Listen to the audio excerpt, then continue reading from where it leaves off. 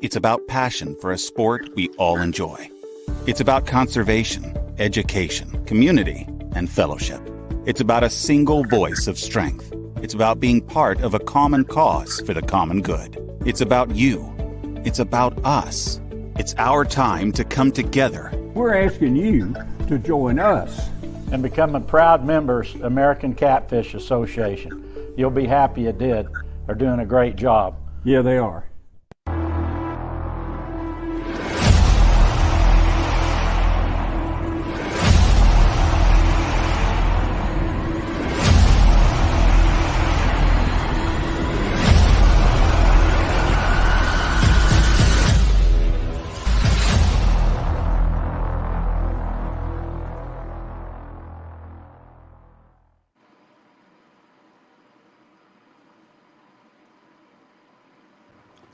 Welcome, everybody, to ACA Live, our first one of 2024. I apologize to everyone. I've been a little out of pocket here for the last few months, taking care of some personal matters.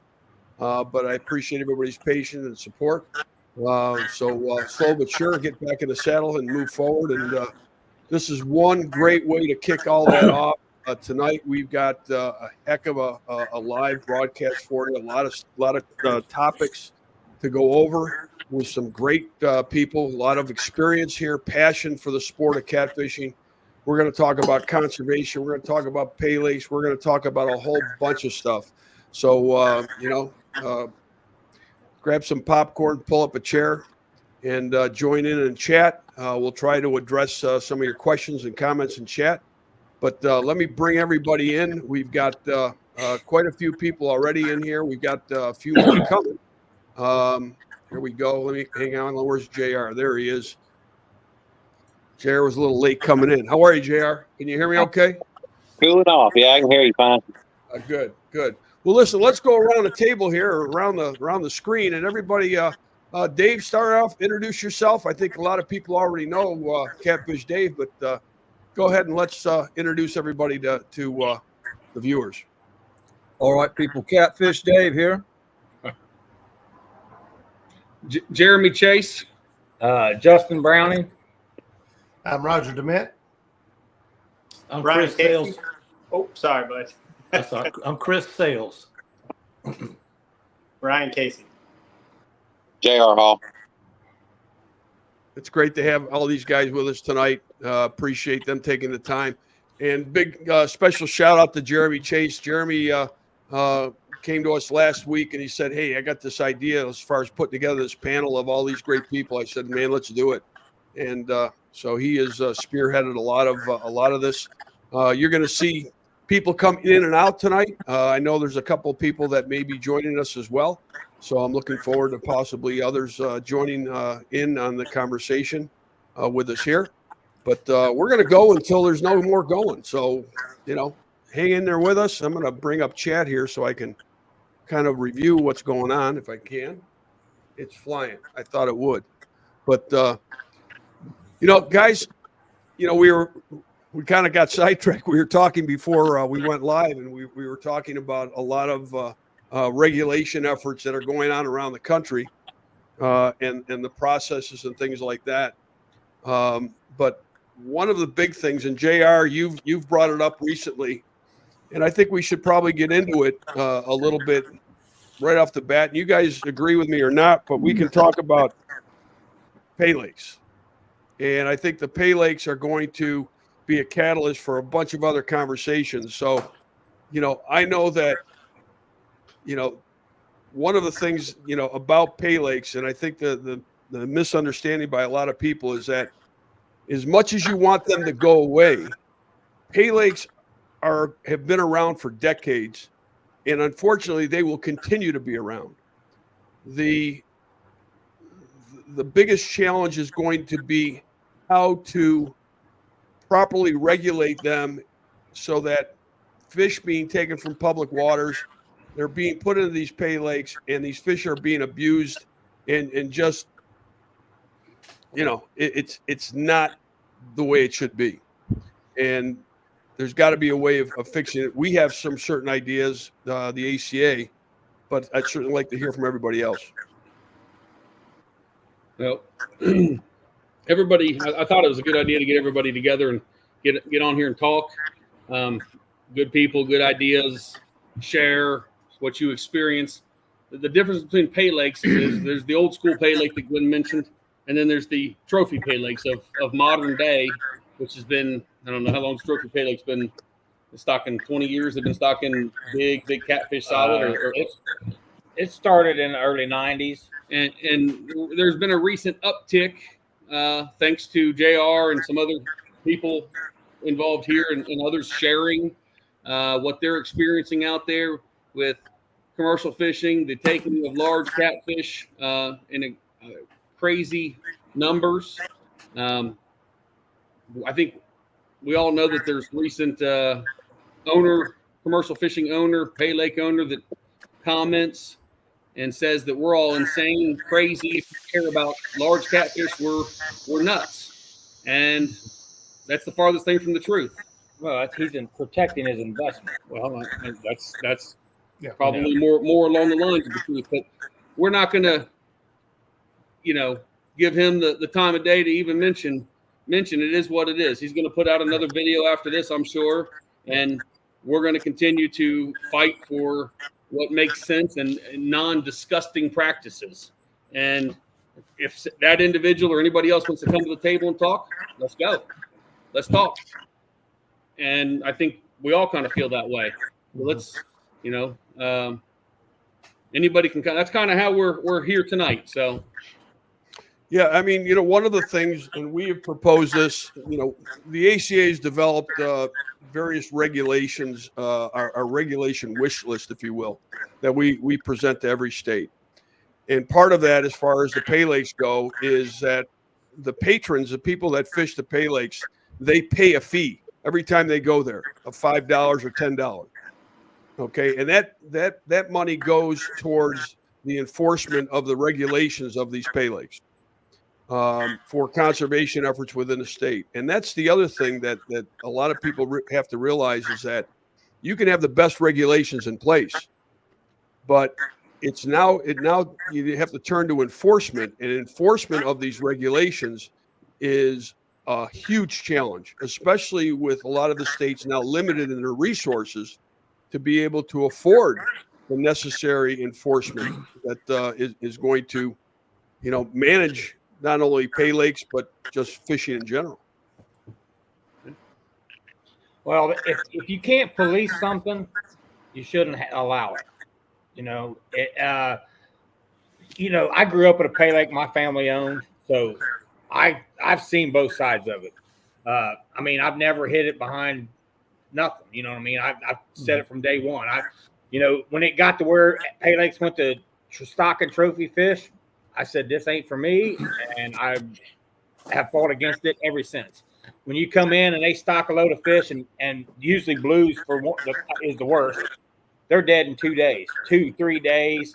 They're floating everywhere, and they just don't care because that's money. They just go get another load.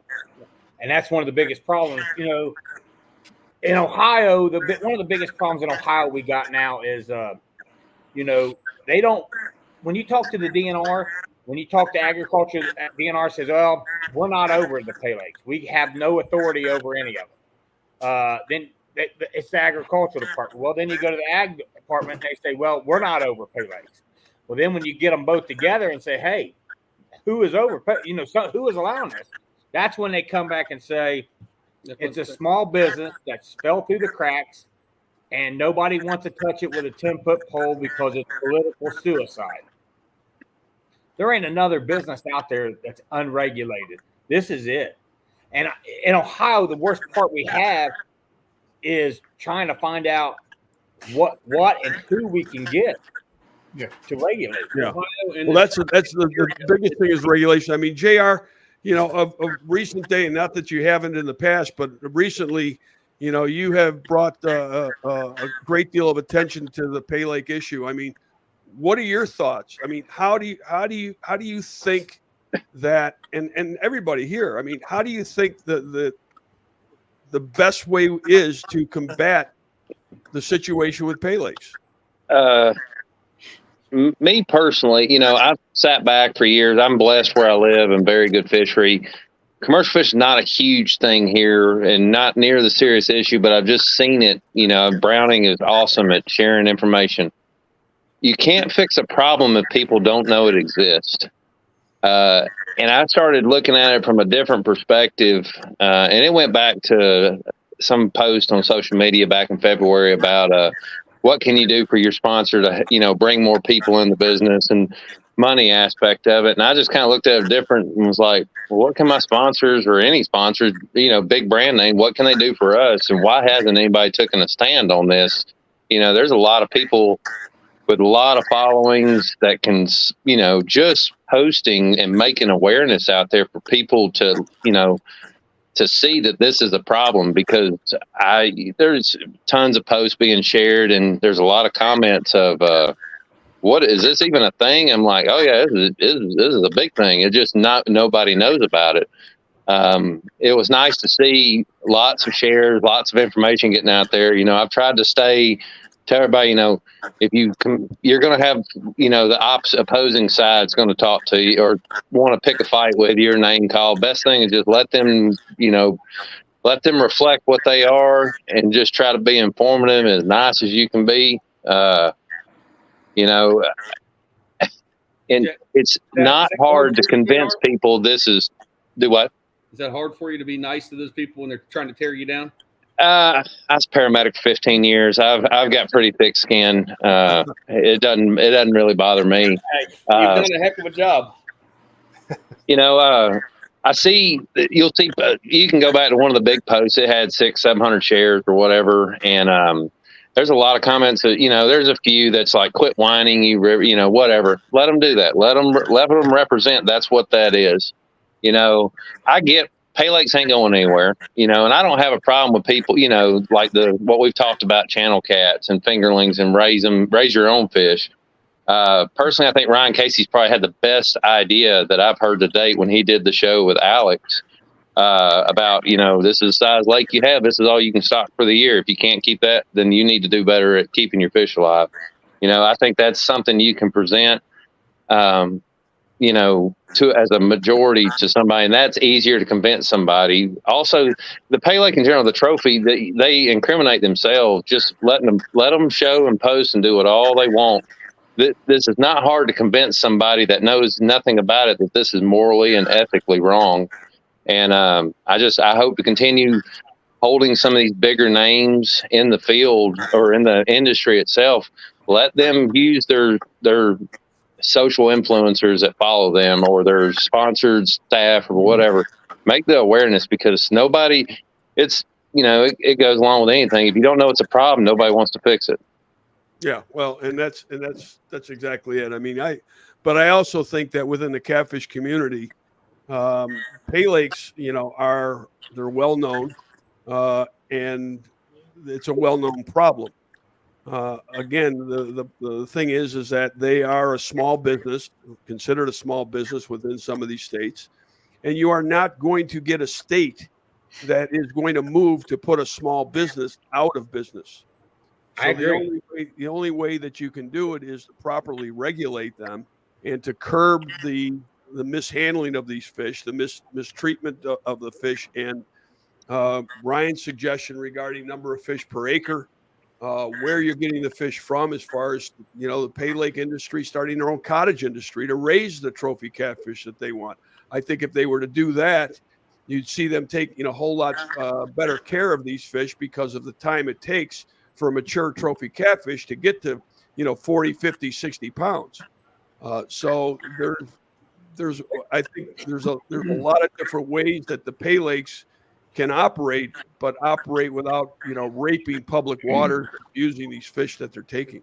100 pounders, over 10, was it, JR, that got stocked 100-pound fish? Yeah, and I'm glad you brought that up. And that's just like, Browning is awesome at sharing information. Sometimes the right person sharing the same information, and this goes to social influencers out there. If you're watching, make awareness to this. Careful how you word it and get the right attention. You can bring awareness to this. It's not hard. Browning's a little harsh sometimes how he describes things, but you can word it right. Hold your sponsors accountable. Some people, I've had people call me. It's like, man, you're going to piss the sponsor off. You're liable to lose something. Listen, I ain't cashed a check from a sponsor yet. I don't care about, if someone's mad at me because I brought awareness to a problem that we're all going to deal with. Accountability goes so far, and that is not just the fishing. That's just in life in general. Make people accountable. You want me to do this? Okay. What are you going to do? What have you done the last 10 years? And I'm glad to see that a lot of awareness has went out. I've seen it, all forms of social media, mostly good. Obviously you'll see some that hate, and it's whatever. I could care less if, someone's not happy about it, but I'm glad to see the accountability, and I hope it continues. I wish it to continue. And hopefully it gets the attention of the right person. Cause that's what it's going to take, the right person getting pissed off about this, the moral and ethics side of this. And that's going to help us tremendously. But it's hard to find that one person with just a few, if you have a few followers or TikTok or whatever. But if you got people that's got 300,000, 500,000 followers, it's easier to find that person we're looking for.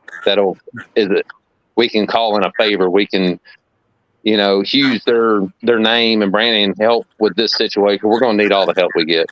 I don't know if I'm sure many people are familiar with Joe Rogan. But Joe Rogan actually brought up Pay Lake a while back. I mean, you can't. I mean, right now, you don't get anybody hotter than that as far as in the public eye talking about it. But what has to happen is that it has to continue, and it has to continue to the masses, so that they realize, just the abuse that's going on. And getting the regulations in place. Tonight we're very fortunate. Representative Chris Sells from Alabama is with us. Chris, as far as getting regulations passed, getting these kind of things addressed, where's the starting point? If somebody wanted to get involved with a state and to get regulations, revised and taking it right through the legislative process, how would you recommend that they start that process? So thank you, Glenn. Thank you all for allowing me to be a part of this tonight. First thing to answer that question, I'll say is there's two different things. There's regulations that are passed through the Department of DNR, correct? The regulations, like the skipjack limit. That's not a law, that's a regulation. But we can pass laws and they overpower the regulations. So how I got involved is I love to fish, and I went catfishing with a buddy of mine, and then I had another guy take me fishing, and Stacy Gaston lives about 15 miles down the road. So, and next thing you know, I'm in a boat with Mike Mitchell. Then I'm in a boat with Josh Brown. So October of 21, I went and bought my own boat. So then I you actually went fishing with Mike Mitchell? And I made it back. Okay. All right. Yeah, no, I had a good time with Mike. And I've been with Josh twice. I was going to get JR to help me, but I posted a picture of a fish. And he said, buddy, it looks like you got it figured out. So, but anyway, I enjoy it. But what I say is find your representatives and your senators in your area and see if they like anything to do outdoors and take them fishing. Show them, explain it to them. Take them. Great idea. And I'm going to do that. I'm going to take some DNR guys. You might want to take them to a pay lake just so they can see the abuse going on. Yeah. That gets some attention right there. And my goal is to keep Alabama's resources in Alabama. I don't care if it's bait. I don't care if it's fish. We don't allow people to come here and trap our deer. So we don't need to allow people to come here and take our catfish off. So you're going to come and take our resources and then take them off somewhere to make a profit off of our resources. And that doesn't work for me. I'll make this statement. Any politician in Ohio, Indiana, Kentucky, or West Virginia want to go to a pay lake with myself or Mr. Browning, if we would be allowed in, I will pay the way, whatever it takes to get us there. Let's do it. I don't think they're going to let me in. Well, maybe not you, but we can find somebody. So I think that I'll cover it as a business owner, as a concerned angler, whatever it takes. I'll take them to the river, but the pay lakes. To JR's point, though, and what Glenn said earlier, pay lakes are a big deal but there's only a big deal really to our catfishing community, which in the big scheme of things isn't as big as we need it to be. But like what JR is saying, with the social influence that has been going on and the fire that's been lit, now it's getting in front of people that like Joe Rogan, who's, I don't know if he's ever catfished before, or, going across the entire network. And it's just a matter of time if we continue to push and share this information that it lands in the right hands or in front of the right eyes. But also, be able to word it in a way that you're not negative. Because, if you just go throwing stones right off the bat, we're just not going to get anywhere. And that's the thing. You can't, I encourage everybody, if you've never been to a commission meeting, go and spend 4, 5, 6 hours in the audience. And these guys are responsible for everything from muskrat to moose. And when it comes to catfish, I mean, it's a small blip on their agenda. Right. And you have to start with the proper individuals. And Chris, correct me if I'm wrong, but the best place to start is going to be talking to the fisheries chief of that state, because he can go to the biologist or he can go to law enforcement and he can get the data and see what's going on, so that if there's something that needs to be reviewed, the fisheries chief, the director, can get this stuff reviewed so that it can be then assembled and taken to the commission for consideration to be reviewed. Chris, am I correct so far? You're correct with that. But like I said, if you can find a state representative or senator that will go there for you, they'll work a lot harder for that person than they will for you. Right. And again, there's a lot of politics involved with something like this, and there's a lot of time that it takes with this as well. You're not going to wave a magic wand and this stuff's going to go away in a matter of months. It's going to take years and could be even a generational thing. So here's a question I get, because I guess maybe I just don't understand how the DNR can say that, the catfish is not theirs and it goes to agriculture. But, it's the same thing as going out and capturing white-tailed deer and then pinning them up and then charging somebody to come hunt that deer. There's no way in the world that would fly for a second. Exactly. Steve. And so, for them to just point fingers back and forth, that the fish is a natural resource and they are in charge of our natural resources. They are. But it's ever with Steve Douglas. What's going on, Steve Douglas? Hey guys. Speaking of a good to have sponsor, you, Steve. Thanks for joining us. Hey, Glenn.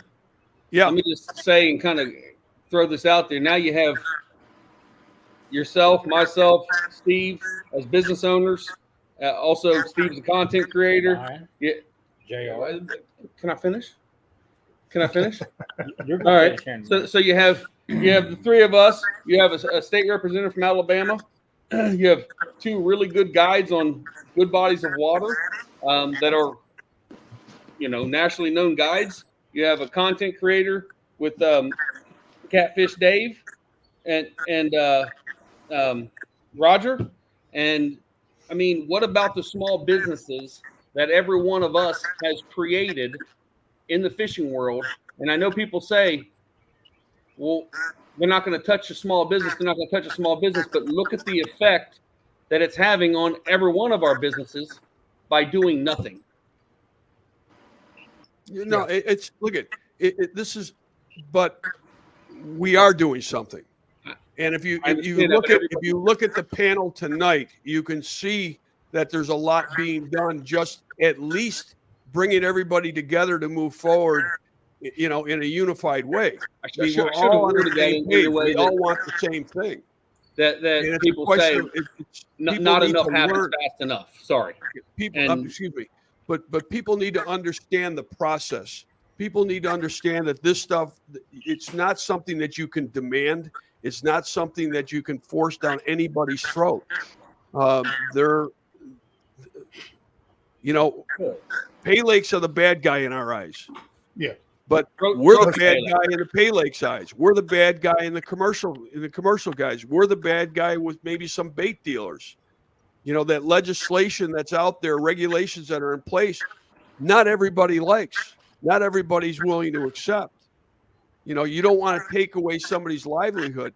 The responsibility of every one of us, whether we're recreational fishermen or commercial fishermen or whatever, you know, needs to be the protection of the public resources.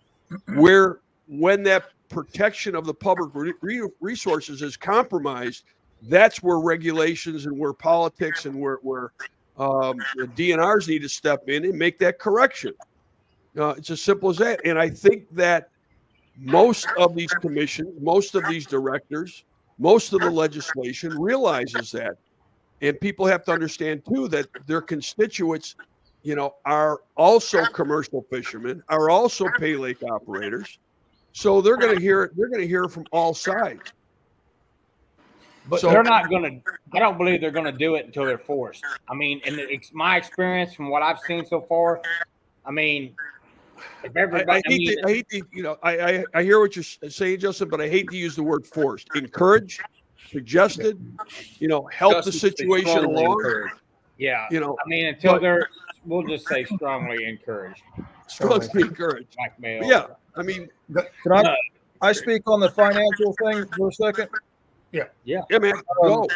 Speak on financial. I watched a video, and this is where we need information out on our side, because the Pay Lake side is putting videos out constantly on their argument and why what they're doing is okay. And one of those is the financial reason. And what they're saying is these pay lakes are businesses, these commercial fishermen are businesses. All these people come to these pay lakes, they enjoy these pay lakes. On this panel tonight, I'm seeing just 3 people right here in this box that are making their living off these fish. Okay. If you go to this man, Steve Douglas's catfish conference, how many people are in there? How many vendors are in there? How many of those guys are businesses? Okay. Now, this is just us known guys. Okay. I have a big bait and tackle shop here, and this speaks for all bait and tackle shops in Tennessee or anywhere where this catfishing is popular. These people aren't on this panel. They don't know what's happening. But Dave at Big Fish Outfitters gets a huge amount of business because of catfishermen that came here, not only locally, but from out of state to fish for these catfish because we had good catfishing. So Dave's business, all these bait and tackle stores around here selling Mad Cat's rods, these are all businesses, and they don't even know this is even taking place, that are benefiting off these catfish. Okay. Yeah. And think of the motels. People come stay at motels. They buy gas in your state. It's state revenue. It's everybody's business. That was actually one of my speaking points tonight, was about how much revenue is generated when a large event shows up to a town. So if you follow any of the King Cat series or follow any of major tournament series, when they roll into town, you know, the restaurants sales go up, the hotels are up, gas is sold, you know, everything economy is boosted because that area is sought after for its trophy catfish or whatever. I live in Southern Ohio. Our waters here have been crushed for years, and you don't hear, you know, I'm friends with tons of people out in the country, and I don't ever invite somebody to come fish Ohio River. It's just not worth traveling for. And, you know, it's tough and devastating when you see just how much help it could have for an area if a large organization or a tournament came into the area and boosted the economy there. We're missing out on all of that because day after day, our fish are being taken from the Ohio River. And, you know, studies and numbers will show that you know, over time, it's just being depleted constantly.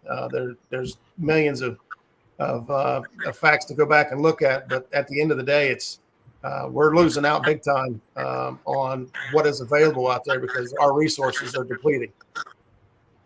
Well, the economic impact of catfishing, and people need to realize too, and I think most people do now, but you know, catfishing is the second largest segment now in the recreational fishing industry, which is tens of billions of dollars as far as recreational fishing. So when a state does not have the proper protection of catfish, you know, people, you know, Rogers, you just pointed out, are not going to a certain state. They're going to a state like, you know, Chris's, you know, in Alabama.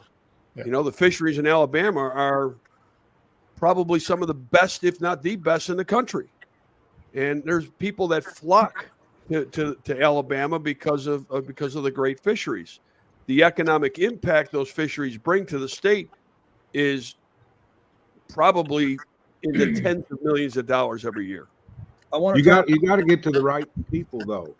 Right. And what I mean by that, Justin Browning, I think you was at that meeting where a bunch of us stood up, and I mentioned the catfish conference. We generate about $2.5 million each year, not just us, but the vendors, the people who visit us and everything. And the commissioners that we brought this in front of didn't care.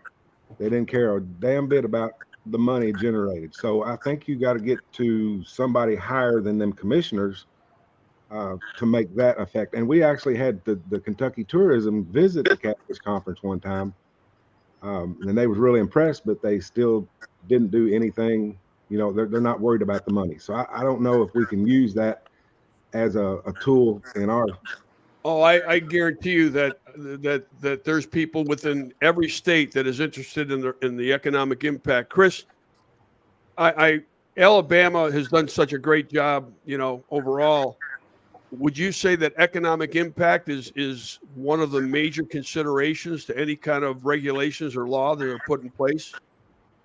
Unfortunately not. I'm going to say that, like everywhere else, they don't pay that a lot of attention. But what I will say is catfishing has changed so much. I've only been involved for a few years, but I think it's changed so much in the last 10 or 20 years.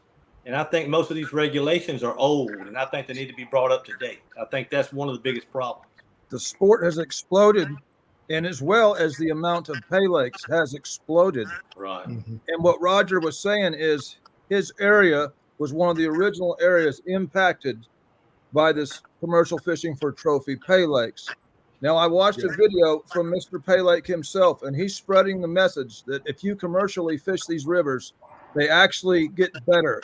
They end up with more big fish in them. And if that is true, then why is he coming to my waters? Why is he going to JR's waters? Why is he going to the James River and the Potomac River if this commercial fishing is making the Ohio River where he started better? It's not. And that's why Roger is traveling to my waters. I've seen Roger on the James River because his waters are terrible, you know. And I've seen him on my waters down there towards Nickajack or Gunnersville, wherever it was, because he has to travel. And it's the same with me. For me to go make a video now, if I want good fishing, I'm driving 100 miles away when we used to have this right in my back door. Dave, how many digital content creators do you think? I mean, what does that market and business look like over the last, or Steve, Roger? Everybody on my Facebook is a digital creator. So in a sense, if they're monetized at all, they are a business. Even if they don't get the views I get, they sell their hats because of their channel. They sell their shirts. They sell this. They get members. It is a business. The amount of content creators is crazy. You used to have a 9-to-5 job, Dave. Now you have a 24/7 job, right? Right. But see, it's become more of a job to get these fish on video now because I have to travel farther away because what these people are doing up there is not sustainable. And this is the problem. It's not just these people. This keeps growing and growing because once one guy sees this guy make money with the pay lake, I heard him, the guy at Paradise, say there's hundreds of these lakes just in that Ohio area now. And now they're popping up in the Carolinas. They're popping up in Tennessee. They've been in Georgia. They're popping up everywhere. And you can't take thousands and thousands of pounds of 50 to 100 pound fish, fix it, that takes 20 years to get that size. Because I'm going to be old and dead before my lake is as good as it was in the 1990s. I'll never see that again. And that's why it's so important that these states have the regulations, because as you well pointed out, Dave, is that, you know, if you have one pay lake operation that's taking hundreds of fish every year from public waters, imagine now multiply that by several hundred pay lake operations throughout the country. One lake advertising they stocked 9,000 pounds of flatheads or 10,000 pounds of blues. You know, one lake had to put a 110 pounder in there. You know, there hasn't been a 100 pounder caught out of my lake in like 7 years now since all this Put that 9,000 pounds into a perspective. Let's call this Reedsville, Ohio math. Okay, you take 9,000 pounds of flatheads that was claimed 400 fish. Okay, so and he said I believe there was about 300 tri-state trophy pay lakes. 300 to 400. 300 to 400. Let's call it 300 times 400 fish. It's 120,000. And he said that was just one stocking. If every one of those 300 pay lakes does that, that's 120,000 flatheads that he claims he only does it once a year. But we believe it to be a lot more than that because photos and stocking videos show that. They post videos every week. Look how many pounds we stocked this week. Why? Because all the other fish are dead. But that was just the flatheads. So that's 300 lakes. That's 9,000 pounds. That's 2,700,000 pounds. 2,700,000 pounds of flatheads in a tri-state area, and I think it's like Ohio, Kentucky, and probably West Virginia. He's referring to Indiana, and maybe Indiana, but Indiana doesn't have that many trophy pay lakes. A lot of them are farm raised, from my understanding and my investigation. But they got some. Yeah. But still, that's a lot in this region. That's not including the Carolinas. That's not including what goes to dog food plants. That's not including what goes to market. That's not including nothing else. That's just going into a pay lake, caught a handful of times, guts pulled out of their throat and killed. Bottom line. J.R. Hall has been dealing with commercial fishing for years, but it's these food guys. And they don't really want the big catfish. And when I go to Gunnersville, I don't catch the numbers that I will in a Watts or a Chickamauga. But when you catch a fish, you catch a fish. That rod's going to bend. You're most likely going to get a 30-pounder. And here again, that's why people travel there. It's the same reason these people are going to these pay lakes. They want to catch it. But that's like shooting deer in a fence. It is morally wrong what you're doing to the wildlife. It's a totally different game. We are at least releasing fish. Catch and release pressure is pressure. There is some mortality rate even with us, but not 9,000 pounds in just one stocking of trophy fish. Yeah. That's where it has to be curbed. I mean, the abuse and the mishandling of these fish. I mean, beyond the number of fish that are being taken to the pay lakes, it's how these fish are being cared for. I think Ryan's suggestion as far as limiting the number of fish per acre is probably one of the best suggestions I've heard. That's number one. Number two is that I'm sorry? It's called carrying capacity, Glenn. And I mean, it's well-known, system used for fisheries biologists and everybody else. Every body of water has a carrying capacity with nutrients, forage density, density of nutrients in the water, and how many fish that lake can sustain each type of fish. So, I mean, you have to have enough forage and nutrients to provide the forage to have enough basically nutrients in them to sustain a large population of fish like blue catfish. So their bodies of water are way too small. They don't have any forage in them. And, the biggest thing for me with the trophy pay lakes is obviously they're stocking these things like it's a renewable resource, which it's not. I mean, if you look at the red snapper in the ocean, they overfished those in the 70s through the 90s, early 2000s. I mean, the river's not an endless supply of these things. Yeah. Is what I'm saying. You can wipe out fish in the ocean, you can wipe them out in these little bitty rivers. Exactly. Yeah. But I mean, the biggest thing for me is the wanton waste. There's nobody eats these fish, right? Yeah, so I mean, if you're a conservation agent, every state I've ever heard of has a wanton waste law in place. I mean, nobody's eating these things. They're throwing them in a dumpster. That alone should be, it's criminal. It's criminal. We all hate it, but I mean, there's several things you could go after these guys for. I mean, they know it's wrong fundamentally. We all know it's wrong. Any other animal on the planet, it'd be animal cruelty. It doesn't matter what animal. I mean, fish. If you throw a fish, I mean, you can't just waste meat. If you're gonna take something, eat it. These fish don't even get eaten. They get thrown into dumpster. I mean, it's terrible. Yeah, they do. In fact, if you go back on the ACA Facebook page, we created a video last year regarding the pay lakes, and you'll see the number of people that gather around these pay lakes, and you'll see the sores that these fish have that people are taking pictures of. You'll see them piled up in a dumpster, out in the woods. It's just Well, they're putting copper sulfate and chemicals in there to induce them to bite. And I mean, there's no forage. There's no depth to the water. They can't sustain the fish that they're putting in there.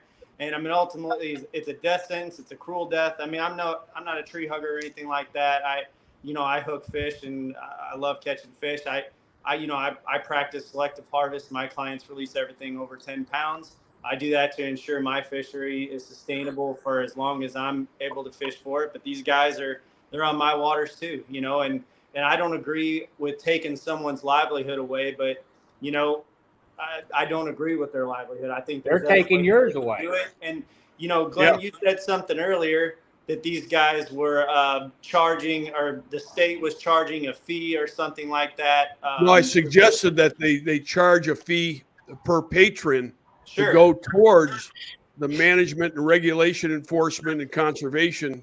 Because the states, and Chris, you can speak to this as well. Most of the states, the resources they have for regulation enforcement is compromised. They don't have the kind of money they once used to have. That's right. Yeah, we're down about 30 officers in Alabama. Yeah. So, I mean, the enforcement is got to be paid for. And that's why I suggest that the patrons that go there, if they're charged a $5, $10 fee per visit, that can go to a fund that is going to manage these pay lakes. Now, a place like Ohio, that's got they probably have the most pay lakes out of any of the states. It's a lot of enforcement, but it's also a lot of revenue that they could raise. Glenn, about something here. The moral issue here, okay? Hunting, fishing has been around since the beginning of time. And it's one thing if those fish get used for food. Now, as a hunter, I don't hunt. I fish too much. But as a hunter, if you injure a deer and it gets away from you, most hunters feel bad for that animal. They try to track it down and put it out of its misery, or they'll feel guilty afterwards. Okay? And if you look at nature itself is cruel. Shark's going to come up and bite this fish in half. Lions kill their prey, eat them alive, all this stuff. But how long does it take that prey to die? Okay, there's nothing more cruel. There's nothing in nature that is this long of a death that these fish are going through. This is a starvation thing, getting chemicalized thing. It's crueler than anything in nature. At least when that shark bites that fish in half, it's over with. And it went to something. It went to sustain that shark. This goes to nothing. It's just waste getting thrown in the field. It goes to this in somebody's pocket. Right. And it's slowly money out of my pocket. Why? Hey, I'm traveling 100 miles one way to fish. That's money out of my pocket when I could have just traveled 20. The other thing too is that, and we've talked about this, I've talked about this with a number of people, is that, regulations, there are certain things that they could do that would actually curb the pay lakes, the ability of the pay lakes to stock their ponds, one of which is transportation of live fish within the state. And I learned, not too long ago, I mean, how you word that is very important. If you state over state lines, it becomes a federal issue. But if you say transportation of live fish within the state, that is a state issue and that can be enforced. So anybody, and they have to have a special permit to, in fact, be transporting those live fish. That's one way, I think, to curb the transportation of these fish to these pay lakes. Tennessee did that. And Chris, you and I talked about this the other day. That's right. And that's one of my goals. Yeah, it's going to prevent people from taking live fish out of the states, and I think that every state should employ something like that. Tennessee's done a great job. You talk about what's been accomplished. I mean, there's a lot of people in here tonight that have spent years. Steve Douglas, Justin, Jeremy, all of you guys have spent years in pursuing regulation reforms in various states. In Tennessee, Bill Dance and Johnny Morris, were instrumental in getting the 34-inch rule, in place there. And I think that for the most part, Tennessee's regulations can be looked at as a pretty significant blueprint for other states to consider. So it's just finding the regulations, and within a region, if the region can get together and have more uniform regulations. So when you go from state to state, it's a 34-inch rule, a 35-inch rule. You know that the krill limit is X. That there's maybe a slot limit, or maybe even a time of year. When you can you can fish for these fish like flatheads, or when the spawn's going on. I know that the Pay Lakes they were bragging about all the flatheads they brought in. Funny how they can bring them in this time of year, right? They find them and bring them in.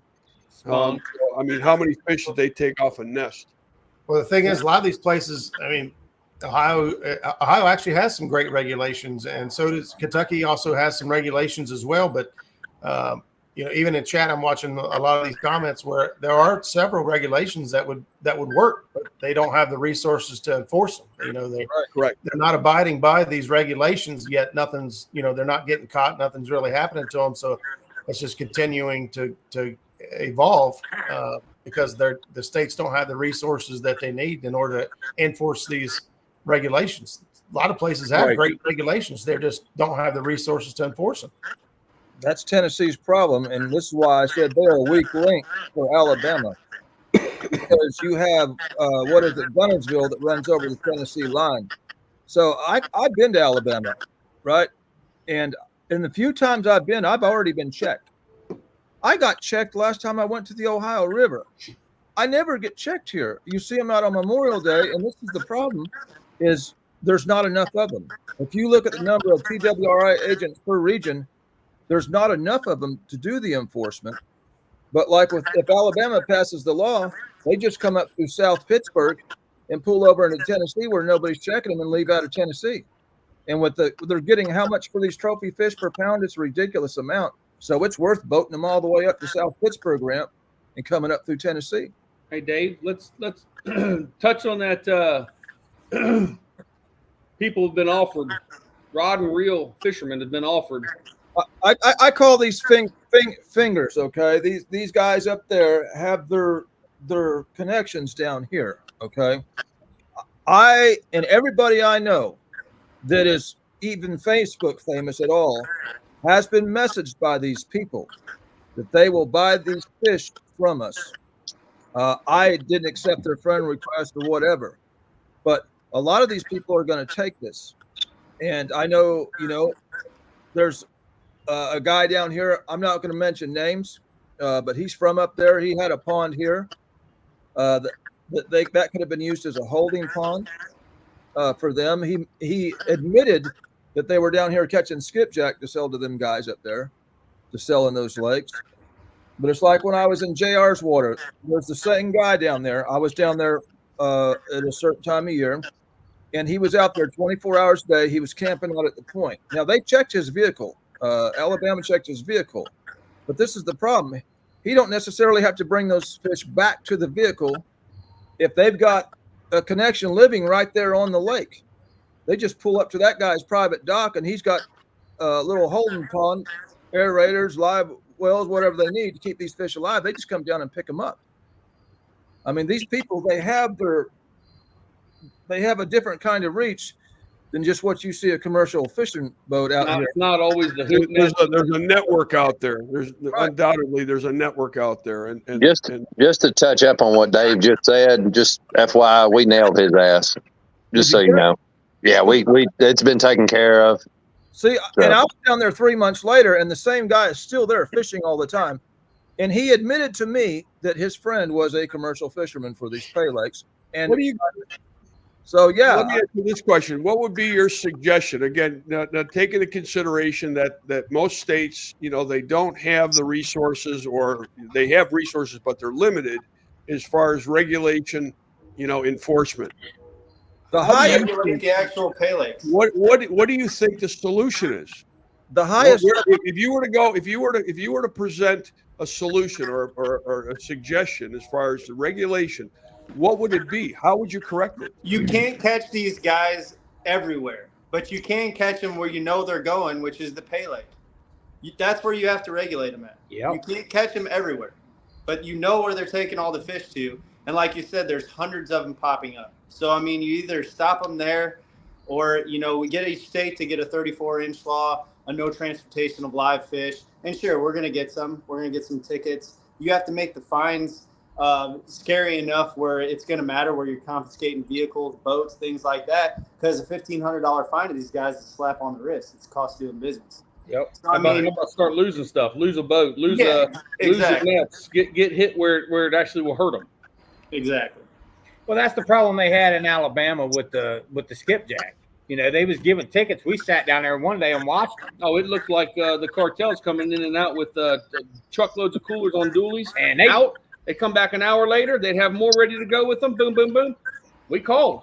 And they came down and busted every one of them. They started writing tickets. And the next day they was doing it again because the fines are $45 is what he told us. Right. And, well, I think it's per over. So if you're right. It adds up, and some of those guys down there just pay the fine because it's the price of doing business. Price of doing business. And they get caught 1 out of 50 times. Yeah. So okay. So one of the suggestions is obviously, Ryan, you made mention monitoring the pay lakes and what they're bringing in. Mm-hmm. Justin and Jeremy, you're suggesting higher fines. Well, I'm suggesting this is what I'm suggesting. I'm guessing you're going to suggest. We're just suggesting, you know what I mean? I'm suggesting, hey, if they can't police it, then they stop it till they can police it. Farm raised fish only, no wild caught fish. And you know what? You're not putting nobody out of business. If nothing else, you're creating a business with the farm raised people. You can trophy catfish are more or less to sensationalize the offering of the pay lake. That's all. And they're still going to be able to get their fish sticks, you know what I mean, and their fillets and everything else. Dog food people still get theirs, but right now, hey, they need to shut it down. How else would you do it? I mean, well, then I'd go after that. I'd get them for gambling. Because basically these are gambling pitches, all they are. 100%. It's a cash business. Nothing's taxed. I mean, every now and then they'll get some taxes. I mean, after they get busted. Well, after they get busted for a while, they'll start sending out 1099s and but then it'll fall after a while. That'll fall off again. I mean, I grew up in it. I know how it is. I've seen both sides. I've caught fish with commercial fishermen, fish pay lakes, before I knew what was. But, once I seen the fish piling up dead, that was not it. It was not for me, and I fought against it ever since. But again, you're talking about gambling. You're talking about cash businesses that aren't being reported. I mean that's an enforcement thing. How do you enhance the enforcement? How do you enforce the current regulations, let alone new regulations? That's the challenge. Well, in Ohio right now, they're not being regulated. You know how the only suggestion I got, and I know I'm bad for this, but hey, it works. I'm telling you. I'm telling you, it works. When you start naming names on who's letting this happen, it works. Just not on here. I mean, hold the names till later. Because these departments. Let me tell you about some of the fish. This is how these pay lakes work, especially some of the bigger ones. And I'm sure they're watching, so they'll know exactly who I'm talking about. I'm sure. Pay lake owner moves in, starts his business. I got a buddy that lives right down the road from this certain pay lake. Guy passed out in his driveway on heroin. OD'd, tore his mailbox up, tore his culvert up. What's he do? They call it, so instead of getting the police out there, because the police are out there all the time anyway, pay lake owner goes and gets this said crackhead. They Narcan him or whatever they do, get him up there. He tells the guy, hey, don't worry, don't call nobody, I'll take care of this. And he did. He gave him a couple cases of beer, put a new mailbox up, fixed his culvert. Next thing you know, he's buying the canine dogs, all the officers, local police station. He's buying them canine bulletproof vests for their canines. He's giving the volunteer fire. These guys love them. You know what I mean? And that's what they do. They build. I mean, all the little stores around this place. I mean, it's crazy the money that these places bring in. And these, I mean, they get everybody in that community to love them. And then it's like, you know, They there was turn the blind eye. there was to a what's really time going on. there was a time, I swear to God, I had to put. Now I didn't put this out on Facebook because I didn't want to give them the dissatisfaction. I couldn't put new tires on my truck and trailer. They got cut so many times, and I just laugh and go get some more $7 tires at the junkyard and throw on there and get me by until they cut them again. But the problem is, these places, they all say, they're for handicap, they're for this and that. I'm telling you, these places are pits of these places are not family friendly places that they talk about. These places are, they're cash cows. They're massive cash cows. Yeah, the majority of them. The trophy pay lakes, the ones that they're going in and gambling and doing it. The majority of them he's talking about. I'm talking, yeah. There are still some good mom and pop pay lakes. Again, I'm looking. What I'm asking for is I understand, Justin, what you're saying as far as what they do to their community, and they enhance their presence to the community, and they get people to really like them and back them up. That's great. But there's still an obligation by these pay lakes to do things right. And how do you get them to do it? How do you get them to do it right? I mean, how do you enforce it?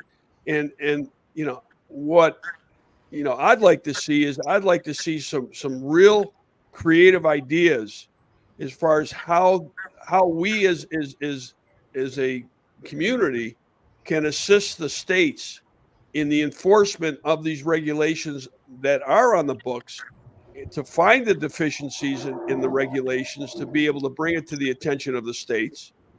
And Justin, to your point, if they can't regulate it, then it shouldn't be even allowed, period, until they can. I mean, that's certainly something to consider. And what's hard is, how do you do it? What's hard, in my opinion, to get an answer for you is, I don't think there's a good answer out there. You can be on the river witnessing a guy breaking the law with video. I sat in his garage yesterday and was on the phone with the fisheries director in Ohio over a guy. He wouldn't let you in the house? He's had to sit in the garage? Well, putting planer boards together, picking up some fishing rods. So, 90% of the time when you call, they won't come. In Kentucky, you got to call the state police. I honestly, if there was an emergency, I don't even know if you could get somebody out there. So you're saying it comes down to enforcement? Kentucky is so bad right now. You have to go through the dispatch. They don't go through dispatch no more. Like the 1-800 tip line and all that. That's not how you call it in anymore. You have to go to the state police dispatch in Kentucky. And in any state, should you not turn in a poacher if you see something? You should always do it, but people don't know. So tell them, call the poaching number if you see a violation actively going on, to get at least a record of it and somebody to actually check it. Yeah, if somebody does see something going on out there, do not call your buddy or the local game warden that you got his number, that he gave you his personal number. Don't call that. Call the tip line. Leave it, because then it's got record. Because a lot of guys, if that guy's eating dinner and he don't want to, he's like, I'm not going to mess with it. And he gets a call. He's going to tell you what you want to hear, and then it's never going to go no farther. Here's the thing. Here, there's 8 people sitting here, 9 people, that are very, very good at what they do, and they're very involved in the catfish community.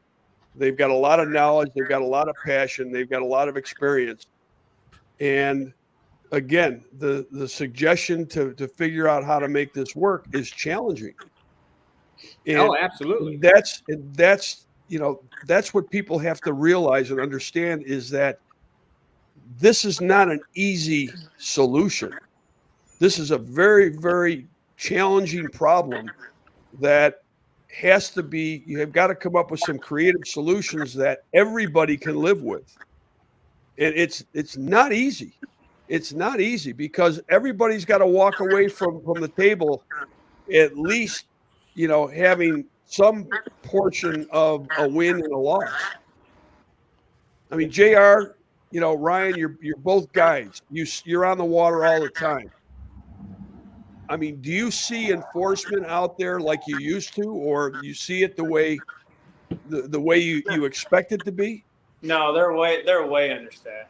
I mean, every department I know of in all the states around us has had severe cutbacks in the last few years. I mean, they're outmanned. I mean, we have a huge county. I think we have 2 agents for the whole. So what is county. that you're seeing mainly? Kentucky and then Missouri, Illinois. Yeah, I mean Missouri, Illinois. I haven't been checked, and I couldn't tell you. It's probably been 8 years since I've been checked by Illinois. I did get checked by Missouri this year, but that was maybe one of 2 times I've ever been checked on the river by them. Now, when we come into the ramp, they'll be there every once in a while, but it's rare. I mean, they're understaffed.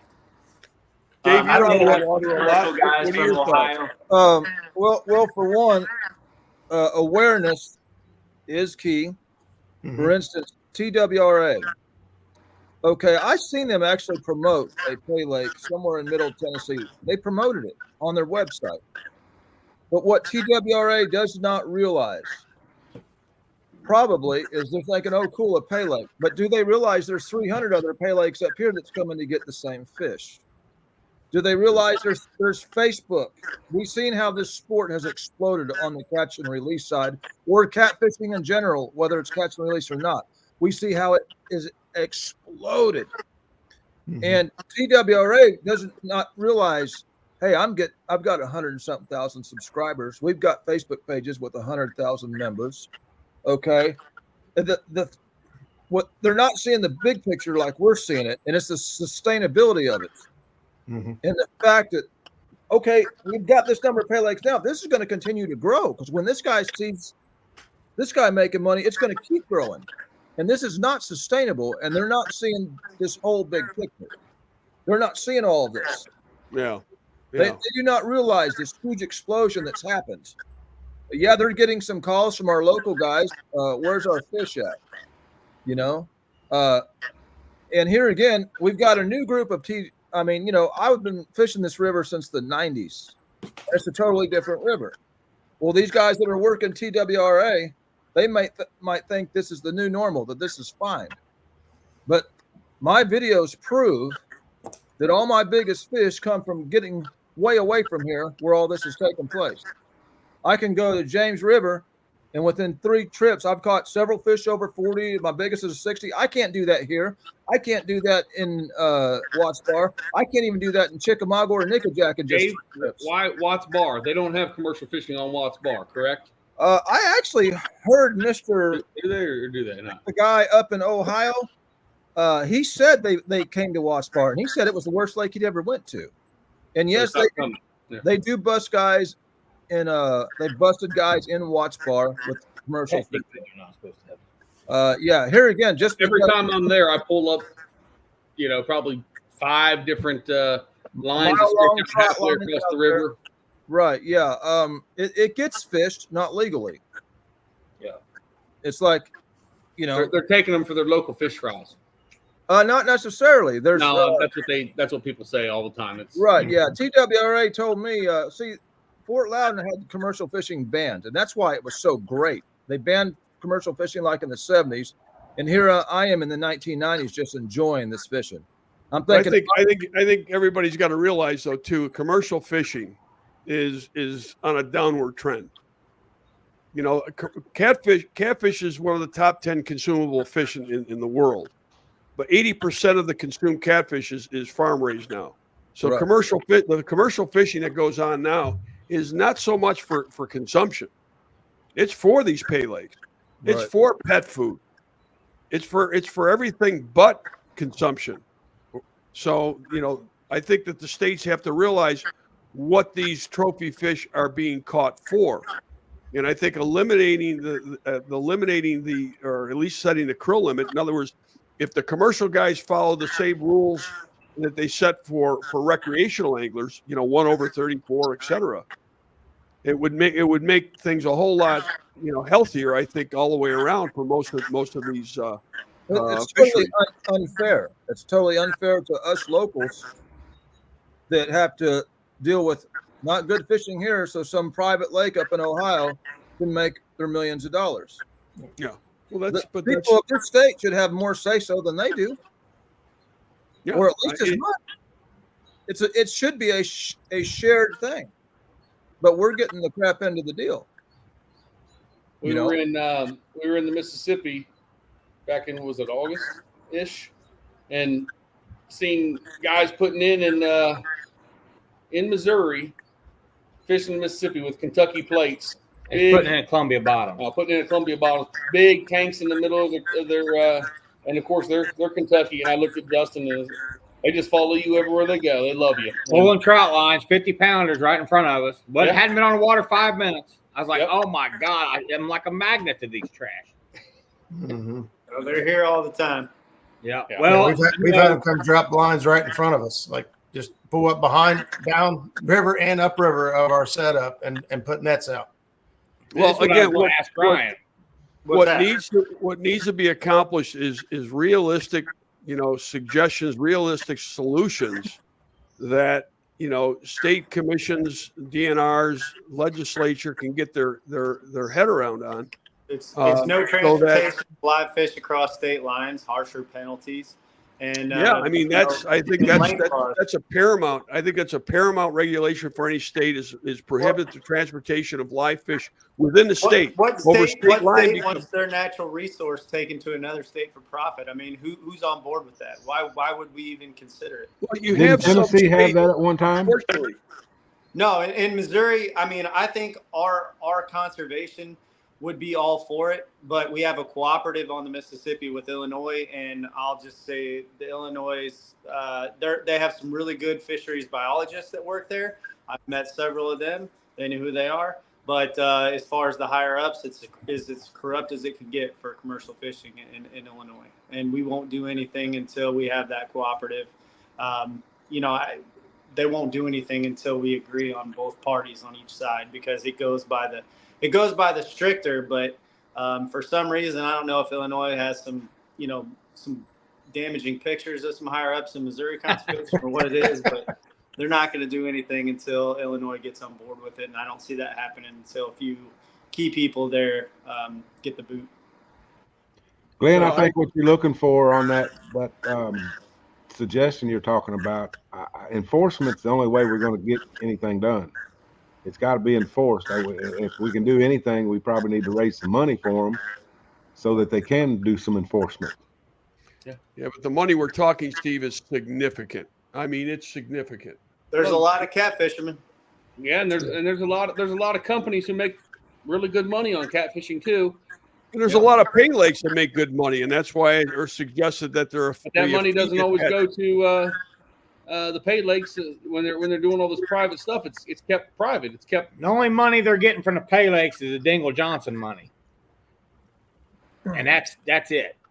Start up a GoFundMe, Glenn, on the ACA for purchasing a lobbyist and somebody to help draft bills and see what happens. That brings up a good point, right? I mean, and Jeremy and I were talking the other day. And Jeremy has a URL that he established. Jeremy, what was it? The domain, Catfish Conservation Foundation. I was going to do something before I met. So what we're going to propose? There. Yeah, what we're going to propose to do is to start a specific fund, which we can run through our 501c3, so the donations are tax deductible, and there'll be a complete committee of anglers that are going to manage it. We're not going to touch it. We're going to just simply facilitate it. It needs to go here, there, but it's going to be somebody else doing it, a panel. Right. Visible. Right. Wide open for everybody to see. And I think it's a great idea, and we'll get that set up here within the next 30 to 60 days. So if there's going to be money that's going to be donated for that kind of thing, for regulation, enforcement, whatever the case might be, that committee will decide on where that money is going to go, how it's going to be used, and it's going to be up to the catfish community, whether it be an angler or whether it be industry leaders, to get the thing properly funded. Now, once it's funded, the other thing that can be done is you can hire a grant writer, and you can take a $25,000 fund and hire a grant writer that can bring in $100,000 or $200,000 or $300,000, So it's, how it's going to be managed, how the funds are going to be used will be up to that committee. But again, it's going to take a whole lot more than a few $100,000 to handle the regulation enforcement of some of these states that need it so badly. Sure. I think if we ask somebody like Chris, who would be a valuable resource to ask, I mean, where would the best bang for our buck go if we're trying to get in front of people who actually make the legislation? I mean, getting somebody as far as a lobbyist or somebody to write bills or grants, because these guys, I don't think they write their own bills. I would imagine we have somebody on our side draft something up, get it in front of them, get the right amount of votes, and get something done. I mean, Chris, am I wrong on that, or? No, you're right. And we have our own departments in every state that write all our legislation. We go to them with an idea, they research it and put something together. That's why I said early on, I think befriending some state representatives and some senators that understand conservation is very important right now. It's a threefold problem. You got to have enforcement. You got to update these old laws and regulations, and then you got to update the fines. It's all three of those things have to happen. Sure. And still, you're not going to get everyone, but finding somebody in your state that's involved in the legislative process and get them up to speed on what's going on and let them understand the resources. And they're out there. There's a thing called the Sportsman's Caucus that's a national caucus that's in every state. And those guys would be interested, some of them for sure. Sure. Well, I think the biggest bang, just me personally, for if we were going to put something like this together, would be to attack Ohio and go after the physical Pay Lakes themselves and try to get legislation passed to govern, how many fish they're putting in. If they had a lake that could sustain the amount of fish, we could put, your lake can hold this many fish, and as long as you can stock this many fish per year, it doesn't take away their business. I mean, obviously, it's going to cut back on the amount of fish people catch because there actually is going to be food in there to sustain the fish they're putting in there. But it's not killing their business. I mean, these people still have some place to go to open mouth kiss their sister, that kind of thing. But I'm saying, we'll basically just be putting on a system where they're regulated. And I think, doing that there is kind of, it's the epicenter of where all these things are at. So, I mean, that's the biggest bang for the buck. We go right after Ohio. We get them to regulate the Pay Lakes themselves and what they can stock and what they can't, the numbers, and keep it all above the board. I mean, what they're doing right now, where they're treating it like an unlimited resource where they just stock as many fish as they need. And once the ones die, I mean, that's not sustainable, and it's not good for any of the fisheries that they're going out and harming. So, I mean, if we just focus on that state and put all of our funds that we're getting together for that, I think that's a great start. I agree with Ryan, because there's basically all the data in the world right here of what happens if you do not do anything. The numbers that the Ohio River has, depleted down to, the conditions that the Pay Lakes are running under. All your data and information's here in Ohio, where it may not have started here, but it has definitely got a strong presence in Ohio. And, all your information is here to be pulled up. And for all the other, fisheries in the country that, if they don't get ahead of it, these numbers and these type of situations is what you're going to be looking forward to.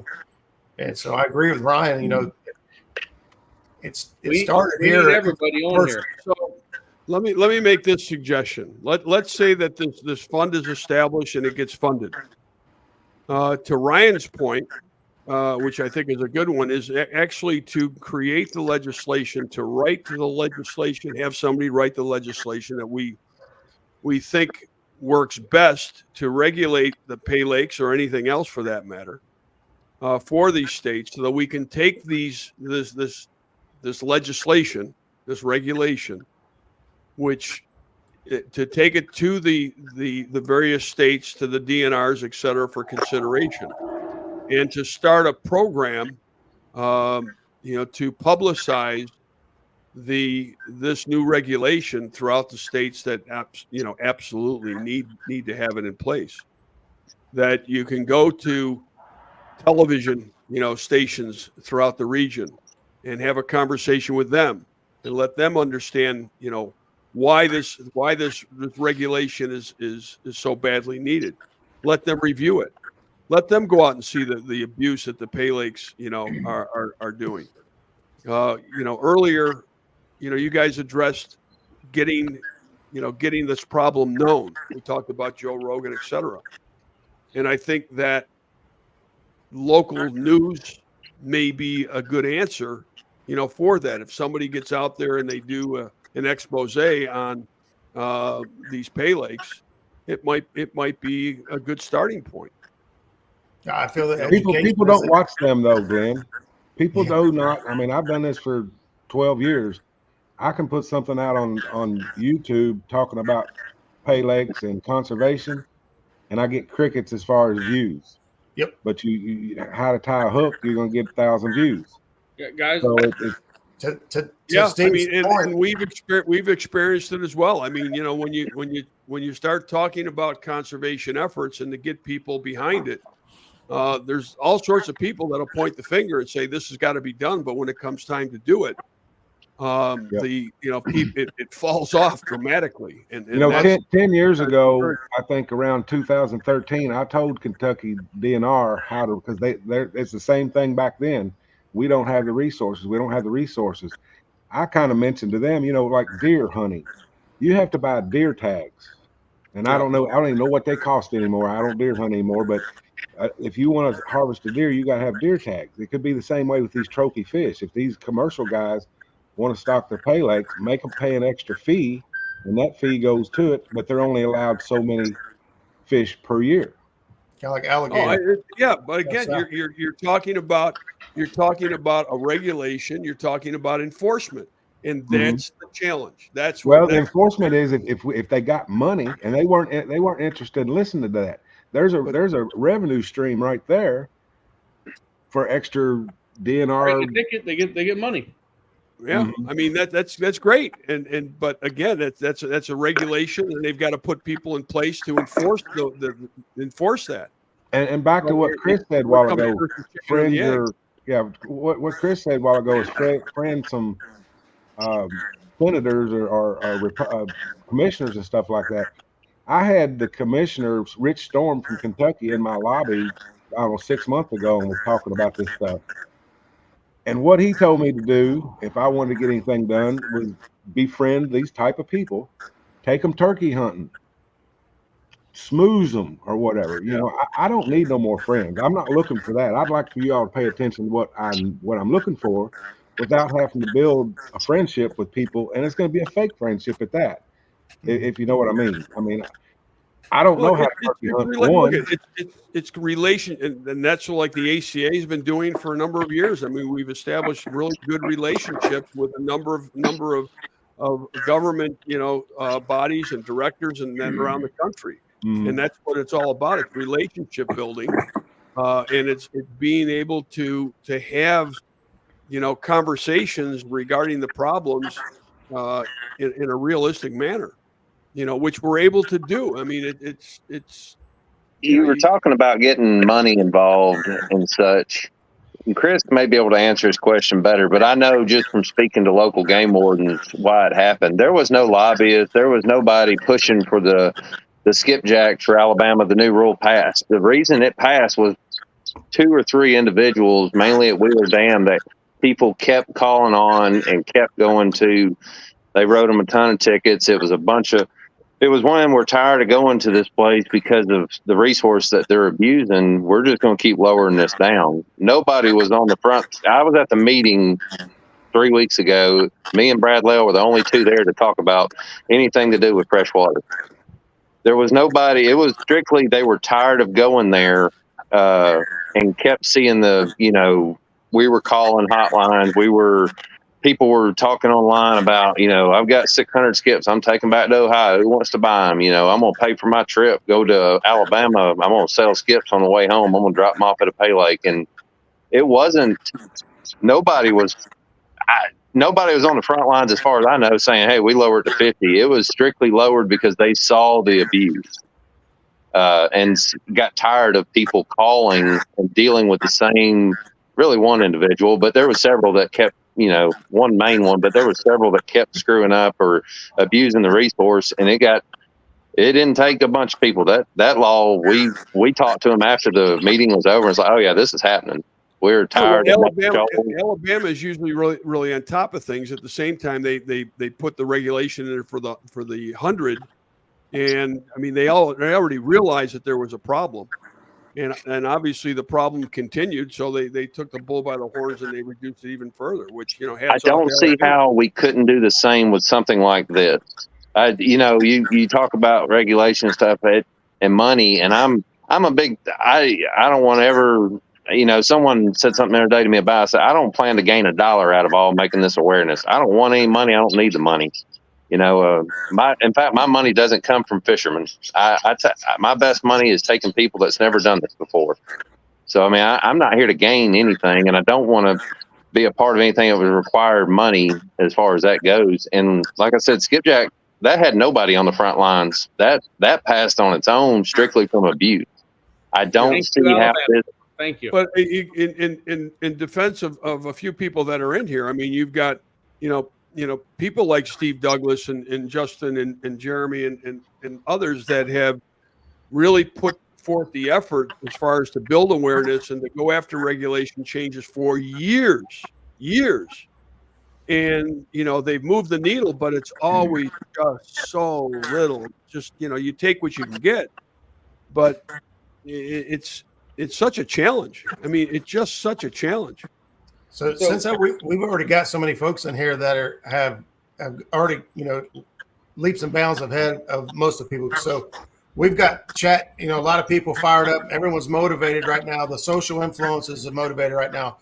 What can you guys tell, for all the folks that are still here and watching and listening? What is the first step of action that somebody like myself or anybody in chat should take if they want to make a difference? Like, who is the first person they should contact? Where should they go after that? Like, if anybody here wants to make a difference, what is their best, Well, I think Chris could probably answer that best as a state legislator. I mean, he knows the process better than any of us. I'll be glad to answer that. So the first thing you want to do is call your local DNR and let them know about the problem and that you're interested in it, right? So then the next thing, I'm going back again, third time, befriend someone in the state. Relationships go a long way in this kind of situation. I mean, a long way. Build your relationship with somebody and let them know. But telephones and calls and emails go a long way. Repetitive telephone calls and emails. Well, to that answer right there, we did that last year or a couple years ago to somebody. Justin may be able to remember this as well. But he actually shut us down. He said, if I get another email from anybody, we ain't listening to nothing you have to say. We had to shut it down. You remember that, Justin? Yeah. I don't remember who exactly that was, but it was one of somebody. It was Kentucky. It was the commissioners. They got blowed up. But I think, that was that's when we kind of put a generic, it wasn't generic. It was an email together. We made it to where you could copy and paste it on there. We made it to where it was easy. Right. Try to get more people to do it. And they actually, in that situation, they did it. They blowed them up, but and I'm sure Chris would be a good one to answer this. I think more of a, I think they'd rather see, instead of like the chain emails or whatever, each individual writing their own words down. Right. And saying in their own words what they see, what their problem is, and stuff like that, instead of like the chain emails where they go out and everybody gets the same email 106 times each. Right. Right. And this is to Steve's point, guys. I'm looking at my phone here. I don't know what you all are doing on your own, like screens and whatnot, but conservation talk is not popular. Yeah. The people that are passionate about it will talk about it. We'll share it. They'll share it. Their friends will share it. But that's something else you got to share, and you got to talk to people, and you got to make them aware. A lot of people don't understand this and don't know this. There's 130 people watching this live right now. That's it. 130. I've seen more than 130 comments on JR's one post. Where are they at? Actually, no. There's 831 that are watching. Okay, sorry. That's awesome. Thank you. Well, and I got a question for I Chris. was seeing Better another stay in your problem. lane. Maybe that's through over here. But I don't mean to contradict what you're seeing, but I may be seeing something different than you are. That's Hey, he's used to being proved wrong. Wow. Sorry. you may only be getting one channel's numbers. You know, Good. Yeah, and I said, Glenn's I don't getting know to see everybody's channels combined. Glenn's Yeah, probably I'm seeing everything. seeing everything. Believe me, I'm Okay. seeing everything. I mean, I'm seeing the chat, roll up. The I mean, chat's blowing up. I don't know why people, choose to be so negative and to, on certain things. I mean, there's really no place for it. I mean, everybody here is trying to do the best they can to move the sport forward. And then you get people that try to bash the efforts of one person or an organization or another. It's ridiculous, and that's the problem with social media. I mean, social media is a double-edged sword. You can use it for very positive things, but I'll tell you what, somebody gets a bug up their ass and they want to just bury somebody, and they use social media to do it. And I've always encouraged people: you got a problem, pick up a phone. Don't air it out on social media. It's the worst. It's the worst place in the world to do it, because chances are you're wrong, and you can resolve things with a quick 5-minute phone call. Well, Glenn, I know you do quite a bit at the Catfish Conference and promoting that. But we had 12,000 people from all over the United States this year come. Congratulations! It was a heck of an expo this year. Yeah, but and I had Kentucky, Indiana, and Ohio DNR all in the same place. I guess these 12,000 need to maybe spend some time with them, or I can give somebody that wants to do it off to the side, like somebody like Justin. And I think they've done it before, and they found out that it didn't work that well. But here, 5 years later, it may work, because we've got a whole new group of people. The people that I promoted to 10 years ago are either out of it or they know about it. But you've got new people into this industry that don't know about it, that if somebody wanted to come to the Catfish Conference and set up a booth and let everybody know and take petitions or whatever, I'll give that up. However we can make this work. I think there's some good ideas. I like the idea about this fund and establishing that and the committee to run that. I think that's a really good start. I like the idea about putting together a kind of a legislative proposal that can be proposed to a number of states regarding the issues we've discussed. There's the former chairperson of Tennessee's commission, a gal by the name of Angie Box. I've got all the respect in the world for her. She had made a suggestion, a while back, and I think her suggestion has got merit. I think it still does. Is to have a symposium, a meeting, and to invite the commission members or legislative members or the fisheries chiefs from various states within a region and bring them together and have these conversations to discuss uniform regulations with the change in catfishing, the popularity of catfishing. I think that it's funny that you say that, Glenn, because I invited the Catfish Symposium, that thing that meets every 10 years. Yep. I have invited them, and I had a meeting on the phone with them and about 4 other people involved in it. They didn't want nothing to do with it. As soon as I said conservation and the Pay Lakes, they kind of pretty much cut me off. And I think what you have to do is you have to kind of entice them, into a situation where it's kind of a bit of a retreat. So if all of a sudden, and Chris, tell me, again, I look to Chris because he's in it. He's in it every day. If we had this thing at the pyramid and everybody got themselves a terrific suite in the pyramid, and we had events and things like that they could participate with, with their wife or family members. Whereas, 2 or 3 days that they're there enjoying themselves for the most part. But we have an afternoon where we sit down and we discuss this stuff, and then they can continue on with what they do. They do this in the medical field with pharmaceuticals, et cetera. So, I mean, you'd have to make it enticing for them to. Well, I did offer them hotels. I told them I'd put them up, but I'm just throwing it out there. I still think it's a good idea. It's how you present it and how it works. Chris, am I right in my assumption? I don't know. Yeah, it sounds like you know more about that than I do. I think we need a uniform piece of legislation that we can introduce in state, and we can say at that point, this same bill passed Tennessee, this same bill passed Alabama. This is the same thing they done here. Then it goes better. A lot of people don't want to hear that, hey, this is something we're doing here and nobody else has ever done it.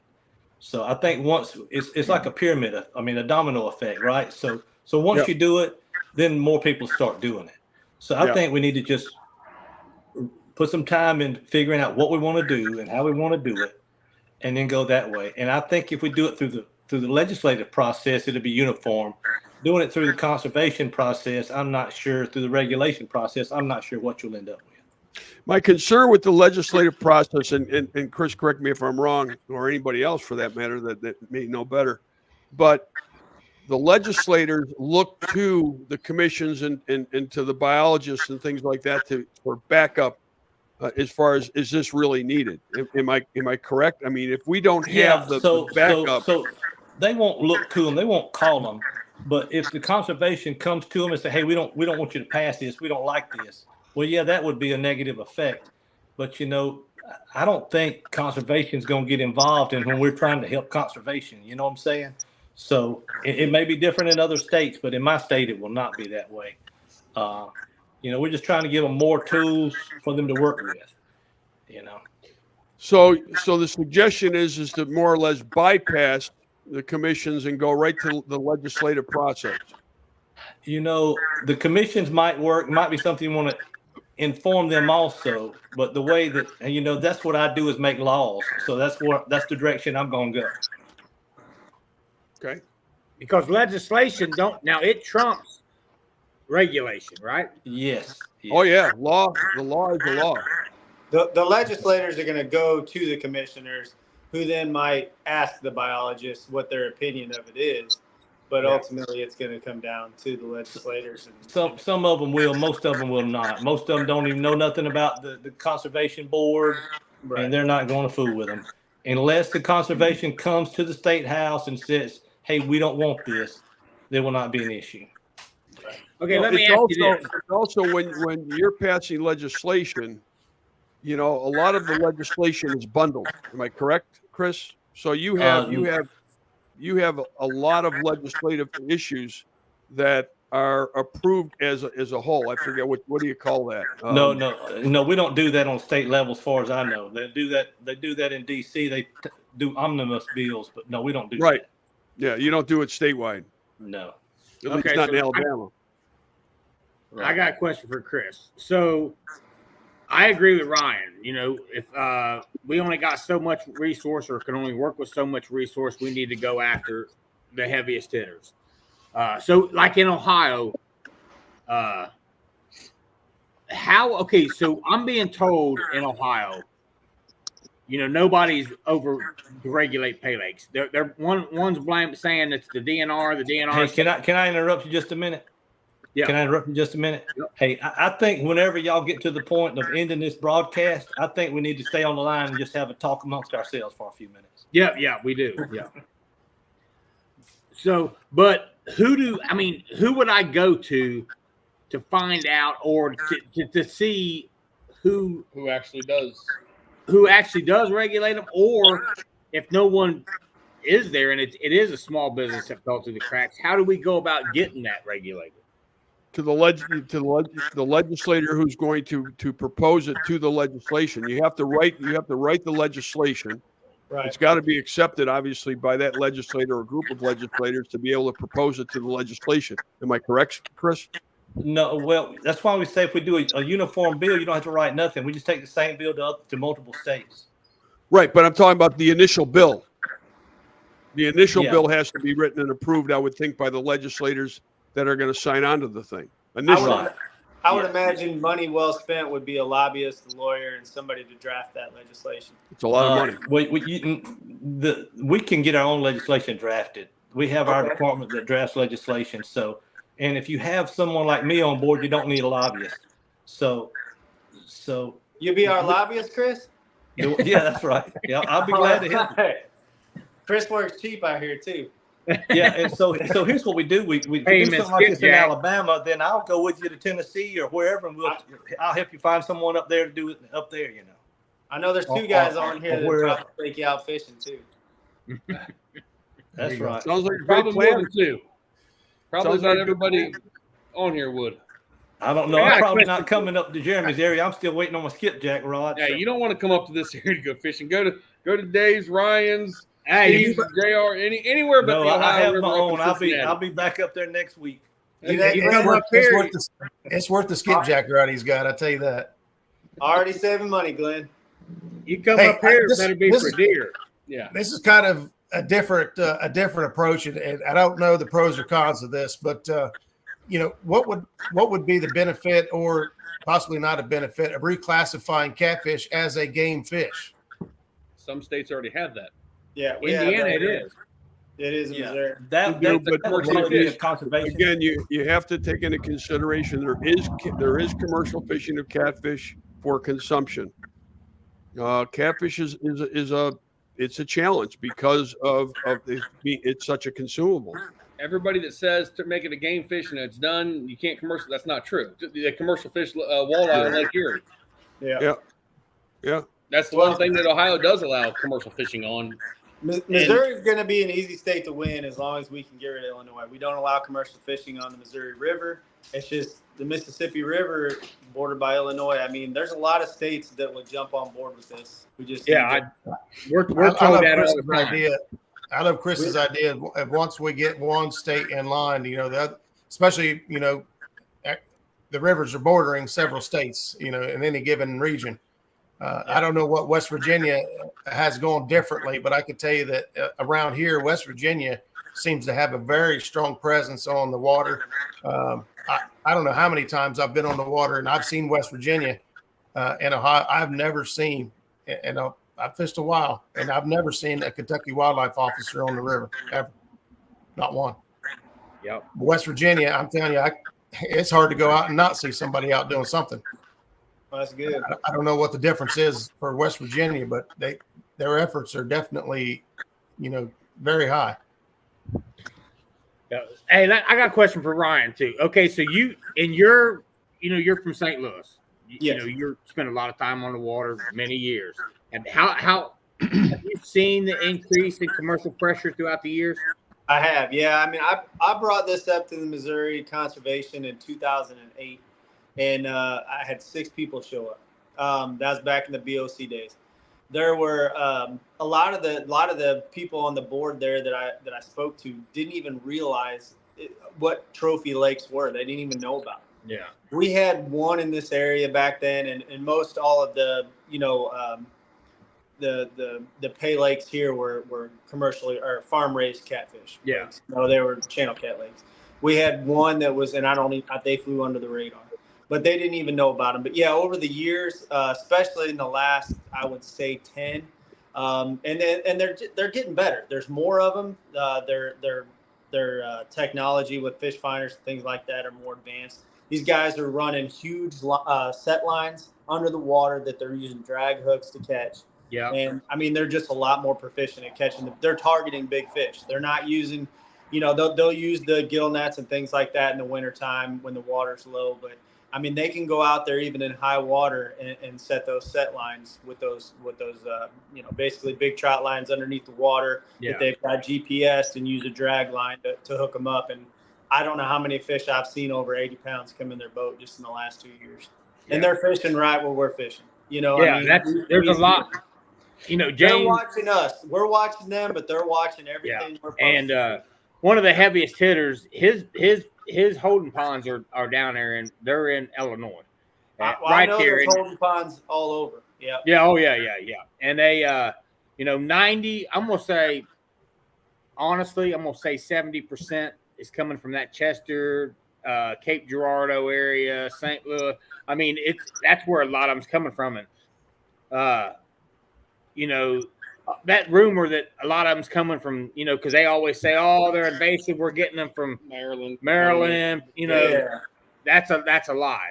I know. I mean, there's very, very few fish that's coming from there, and I mean, I'm not saying there ain't any, because there is, but there are very few, and it's just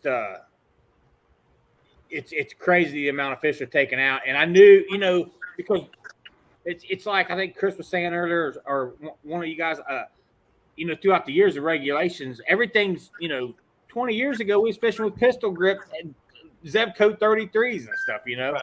and there wasn't none of this stuff. And then Right. The regulations just they haven't kept up. Well, I mean, that's the thing. I mean, if you're going to sustain a fishery, you have to evolve the regulations with the fishery and the technology. I mean, they didn't think they could overfish the damn ocean for red snapper, but they did. I mean, they've made a great comeback, but that's a long-lived fish, just like the catfish. Yeah. I mean, we have to be proactive instead of reactive, and that's what I think we need to convey to all of these state agencies and conservation agencies, is that you need to be proactive and get ahead of it before there is a severe problem like the Ohio River's experiencing right now. I mean, we've all seen our fisheries decline. Yeah, Ryan, to your point, the challenge is that when you start talking about a problem, when you start talking about solutions, is that they're going to come back and I've seen it. I've seen the questions asked. Well, do you have proof of the problem? That's nonsense, Glenn. I mean, there's already proof of the problem. Like the instance I gave. They're looking for the scientific. They're looking for the scientific data. In the Ohio River. I mean, but what I'm telling you is that we need to be proactive before there is a problem, and then we need to be reactive. That's the stance we need to take. Not can we prove there's a problem? I mean, you can't prove there's a problem until somebody looks into it. I mean, how do you look into it without in a river system like the Mississippi River? They can't even keep an accurate survey on. I mean, they can put collars on these things, done limited studies, but I mean, we know very little about the biology and of river catfish. I mean, we don't know. And a lot of we have some the states are the same way. A lot of the states are the same way. They don't know. Well, that's what I'm saying. You don't have 5 and 10 years for them to do a study, because in 5 and 10 years, the Mississippi could look just like Cincinnati Pool, Ohio. Yeah, exactly. So I'm saying is our stance needs to be proactive instead of reactive. Right, I agree. Agreed. But I mean, I'm just kind of going by some of the hurdles that we've had to, at least we try to overcome. Is that when we talk to a state, about regulation changes, they say, well, show us where the problem is. Do you have the scientific data? I mean, well, no, we've got anglers that have been fishing it for 30 years that tell us that, they're not catching this, or this is a problem, or they're seeing abuse by the commercial, side of things, or whatever. But who's saying this, Glenn? The people who are supposed to be doing the research? Yeah. We're telling them there's a problem. Right. Yeah. So and they want to know what they want to see the problem, and they don't have the state may not have the resources to identify the problem. We don't have it. To do a scientific study on just a small fishery, hundreds and thousands of dollars, if not millions. Right. So it really is. It's a challenge, and I'm not trying to be negative on this. No, I'm just trying to be realistic as far as when you approach a state to change a regulation, a significant regulation. Again, they've got constituents that are not just the recreational guy. They got the commercial guys, et cetera. They're going to get pushback from every side. So the data's got to be there for them to be able to support legislation to move it forward. Most of the time, I'm not saying all the time, but most of the time. I agree. It's an uphill battle in that regards, but at the same time, I mean, I think you're like I said, you're better off sticking with the fact that what's being done is fundamentally wrong in a lot of ways with Yeah, one it weight is. and no regulation on the amount of fish that they can or can't stock, and the fact that they're skimming dead fish and nobody's eating things like that. I mean, Yeah. I think that's where you go after first, and from there, I think we obviously need some kind of studies done on these fish. But I mean, I can tell you that our fishery has definitely declined over the last 10 years significantly. Yeah. Well, I think most fisheries have declined because of the popularity of catfishing overall. I mean, catfishing has grown tremendously in the last 10 to 20 years. Yeah, Our, I mean, we've our gotten phenomenally downfall. better at what we do and what we know, and we're catching a lot less fish than we did when we started. Part of our downfall in Tennessee River and it's more of we're the problem. It's fished constantly by tons of people. Part of the problem is people are moving in droves to a point, down here because the fishing's good, because where they're from, the fishing sucks because of pay lakes and stuff have taken that resource from them. They come here. I'm blessed with one of the I'd say top 5 fisheries in the country, and I'm already considering part-time going to Louisiana to run charters just so I can feel like I don't have to kill myself trying to stay on fish, because so many people are coming here because where they're from sucks. Jesus, it's not hard to have 100 and 200 boat tournaments down here, and people are coming for weeks at a time because the fishing's that good, and it makes it tough on all of us because where they're from, fishing sucks. Well, I can tell you, JR, a lot of people in this chat have been going down to Wheeler for a lot of years, and your fishery has declined as well. Oh yeah. I mean, there's no doubt. There's no honey holes anymore. we know about every one of them. It's not. I mean, I'm sure Gunnersville is probably a little bit of a gem for you all, but Wheeler's not a shadow of it. So. Oh yeah. It's not my go-to, and it's considered by a lot to be one of the best. And I'm like, y'all can have that, But I'm considering Louisiana move just so I can stay on fish, catch my expectations and less pressure. And I shouldn't have to. Want to go down there too. And join the crowd. I'll be there first of the year. Yeah, I'm leaving tomorrow to go down to Louisiana to fun fish for the next 5 days, and then I'm going offshore fishing for a few days. Oh man, what are you going fishing for, JR? We're doing tuna, swordfish, snapper for 2 days, but then I'm taking my boat. I'm already loaded up and ready to go.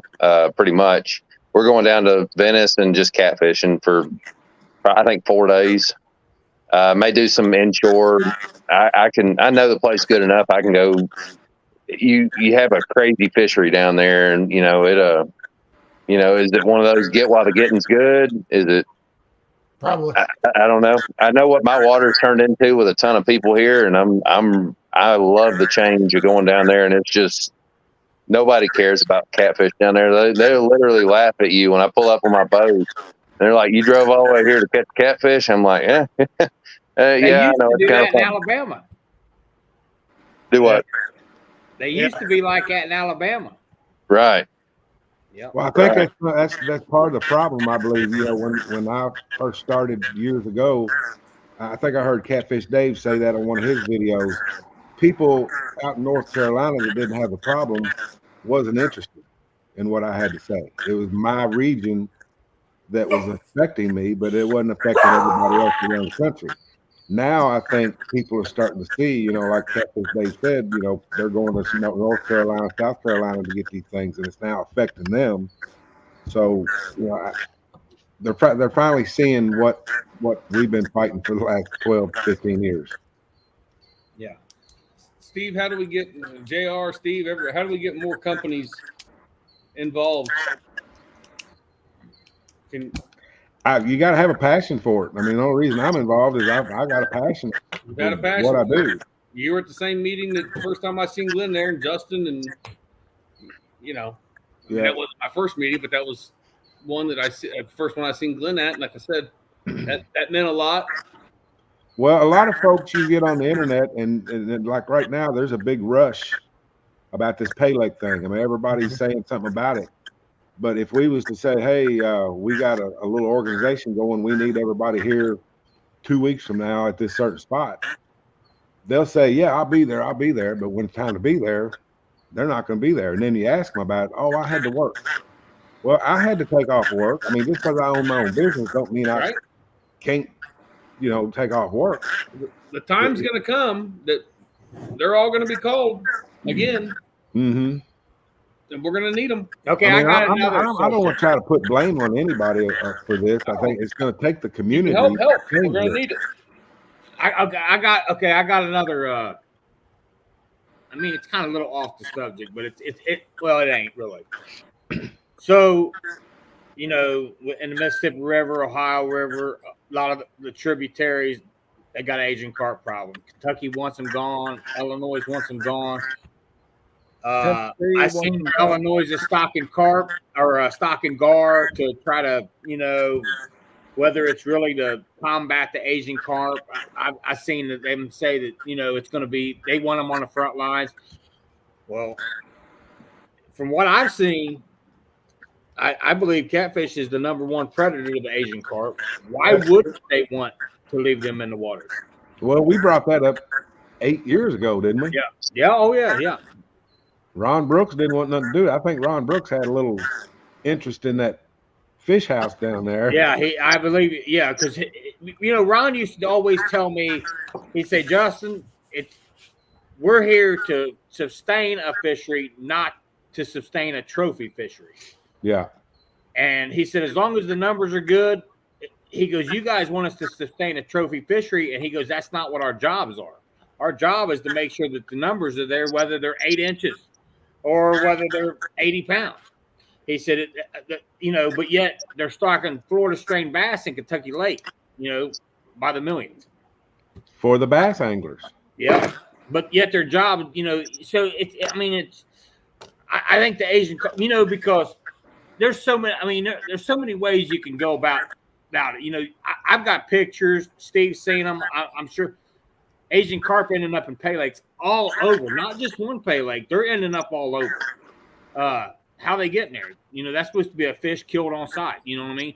I got a video of a channel cat spitting up live Asian carp, literally probably an inch and a half long in a live well. But yet they can haul these fish from rivers that's infested with Asian carp all over the country. Mm-hmm. Another thing that y'all bring up, talking about just Asian carp, what about where they're hauling from, if you're hauling an invasive fish, invasive to me means kill on site. Yeah. Why is there keeping it alive, bringing those water contaminants, bacteria, anything? Zebra mussels, a big one. You see signs everywhere. Flush your boats out and everything before you leave, to stop the spread of this. Why are they allowing invasives to come, and the water with those fish come to these places that, are not allowed? That's a little extra revenue. And it's coincidentally the Asian carp, all of a sudden make waves of popularity about the time pay lakes really started digging in, taking trophy fish. And it's like, man, we can't keep up with catching these things. It's funny, you're taking the number one damn predator that can eat them. Yep. Don't make no sense. Yeah, you got places around the country that, where blues and flatheads are considered to be invasive, and like Georgia, for instance. I mean, you catch a flathead in Georgia, you put it back in the water. It's against the regulations. It's in writing. You have to leave it on shore and kill it. Can't put it back in the water. And those are places where, if the pay lake industry wants to start stocking fish, maybe that's where they get them from. I don't know. I don't have the answer, but I think that they need to set up a cottage industry and stop taking from public waters.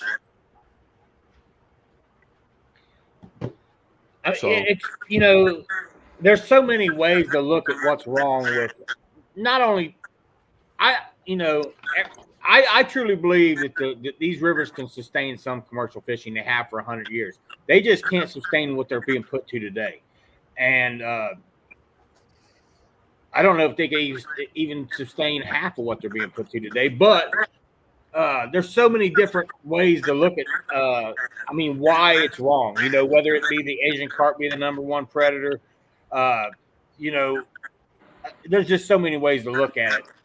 I just don't understand why because we really had a lot of the DNR when we've talked to them, when we've sat in these commissions. I mean, especially some of the commissioners. Now, I know some of the commissioners, I hate to say this, but they're getting their pockets filled. I mean, they're in there, they're put there to fight this. I mean, I can tell you two of them in Kentucky that they're not there now, which is a great thing. But they was put there to stop that push, you know. Well, and Steve he could tell you, the one stood right there and said that his family friends was commercial fishermen. You know what I mean?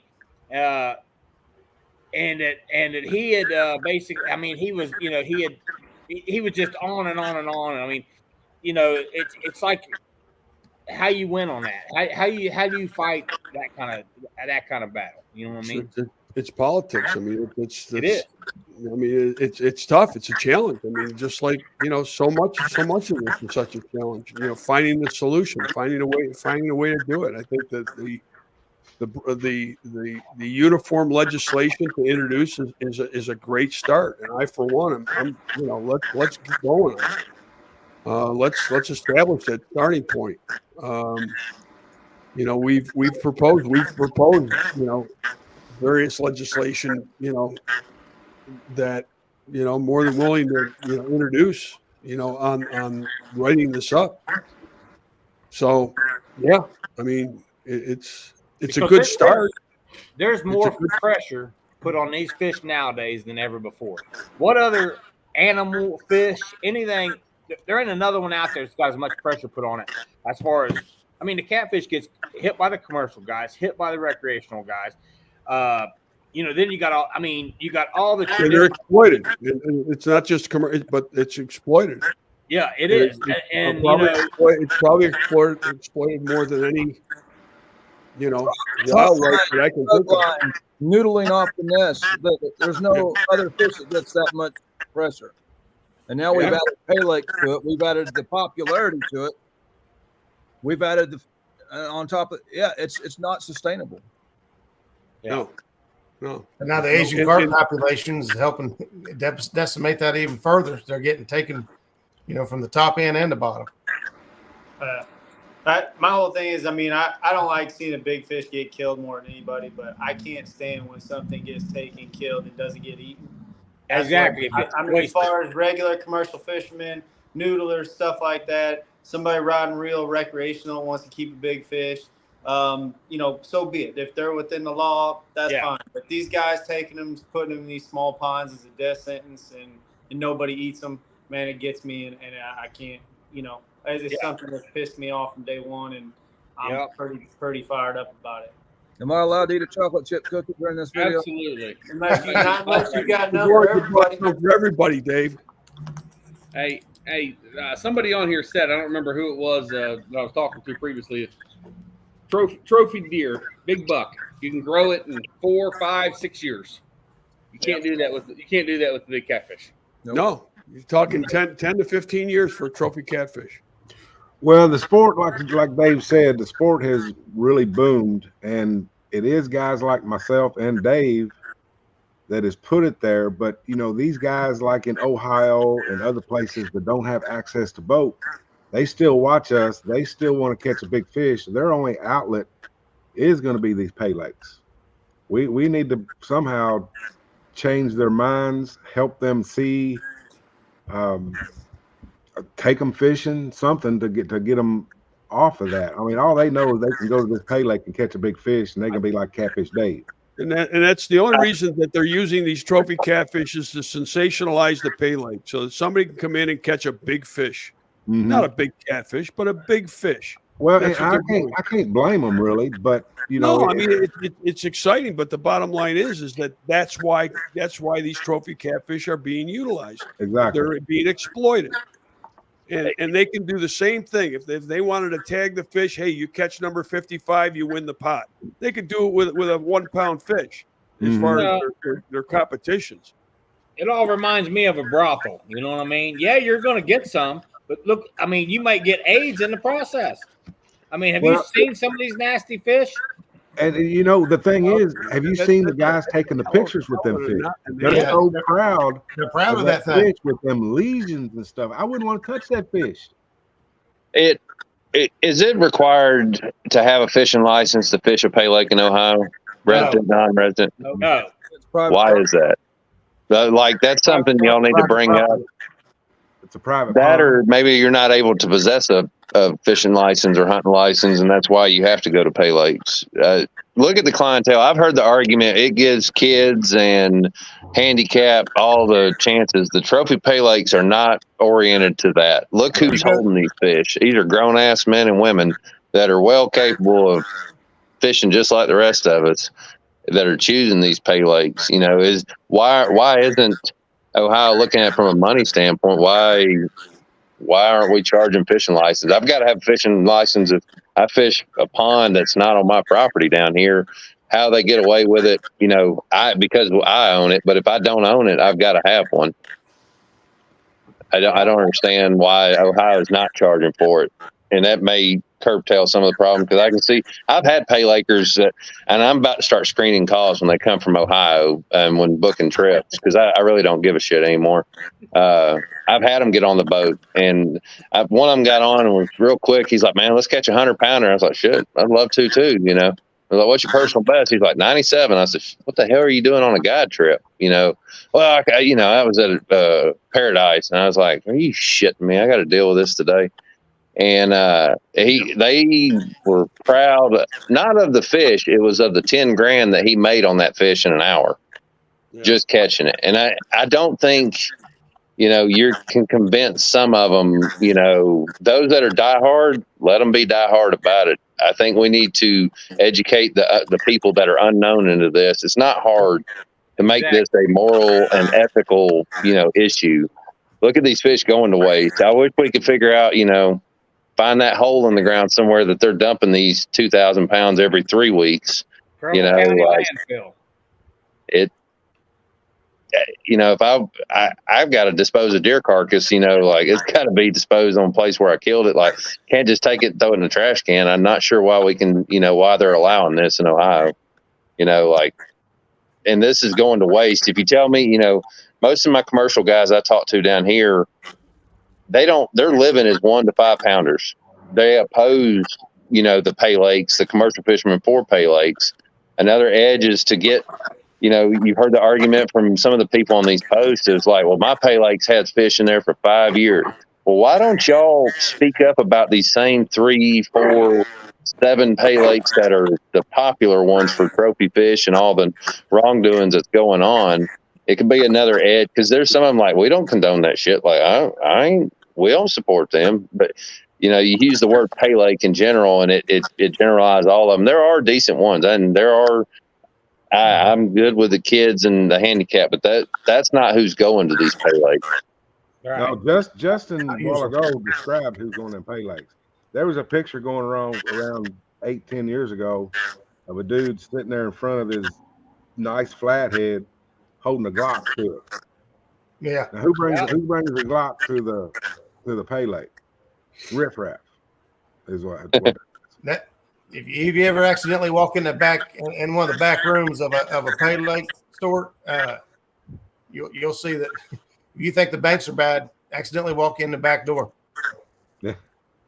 Let me tell you a funny story that happened to me last year when I was going to MRM. For years I have stopped at the Grand Rivers fish house down there and bought buffalo carp for bait. You know, when skipjack's bad. I got run out of there this year. I called them halfway down. I was an hour away. I said, "Y'all got some buffalo?" Yep, we got it. I get there. There's nobody in the office, so I kind of walk in the little alleyway he's got, and this dude's in there offloading some fish. And I said, "Hey, I'm going to call to get some buffalo." He said, "We ain't got nothing for you." I said, "Well, I just called. Y'all said you had plenty of them." He said, "You Steve Douglas?" I said, "Yep." He said, "We ain't got nothing for you. Best you do." What's the name of that company, Steve? I really don't know. It's the only fish out there at Grand Rivers. And I've been buying there for years and years. Like I said, Lake City? Huh? Was it Lake City? Yeah. Yep. I I don't have anything wrong with the commercial guys as long as they're doing it right. But these dudes that are abusing the big fish, I don't have a use for. But I think somebody said that a commercial fisherman bought that. They did, Fraley. Yeah. From Okay. F&F Pay Lakes. That's who bought it. Yeah, that dude he wouldn't sell me nothing and run me out of his place. So let's talk about when you go to a trophy pay lake, these guys, for example, 20, 30, 60, 80 miles of here, right where we're at. Every creek, every little tributary that leads off of Miami, Great Miami, Little Miami, all these tributaries, all these creeks, feeder creeks, they are annihilated from guys going in there throwing cast nets to take 200, 300, 400 pieces of bait per person in a cooler or in their live well bait tank to go fishing for 12, 24 hours on a weekend. They'll spend there. There's a few spots left, but it's hard. I mean, it's been pounded for 25, 30 years that I can remember, these places, and it's only gotten worse. You go to a lot of them, you can't find a piece of bait. You can't find a sunfish, a bluegill, a warmouth, whatever you want to call it. Smallmouth are gone. They're taking the bass out everything. of those streams, carp, anything like that. And they're using it all for bait in these pay lakes. That's another something that the DNR, that the fisheries, people don't even think about that. The bait that's used there, yeah, they buy some frozen skipjack. They might catch some fresh too. But also the waves of people that go to Kentucky Dam, Cumberland City, Wheeler Dam, Wilson Dam, Pickwick, all on down in waves. These guys are going down and taking more than they're allowed to bring them back up to either sell them or to stock up on them. And that's a lot of people and a lot of damage to the fishery for skipjack, just in general, or moon eye. Chris, I don't know what you can talk about or say what Alabama's doing, but I believe it's a great thing on skipjack and on bait. Can't hear you. My intent is to keep Alabama's resources in Alabama, and if you guys want to come down, catch the limit of skipjack yourself, that's fine. But taking skipjack out by the thousands, I'm totally against that. Thank you. It's awesome. Well, I can remember having gatherings down at Cumberland City where people would just go down there and catch hundreds of them, take them home, put them in the freezer, and then 6 months later, 3 months later, hey, I just killed a deer. I ain't got no room in my freezer. Anybody need some skipjack? They didn't need them. They're just taking them just because they could. Yeah. Well, but they're fun to catch. New people go down there and they figure out they can catch 2 and 3 pound fish. But yeah, but you can catch a skipjack and throw it back in the water, Steve. So why are they just taking? Yeah, don't know.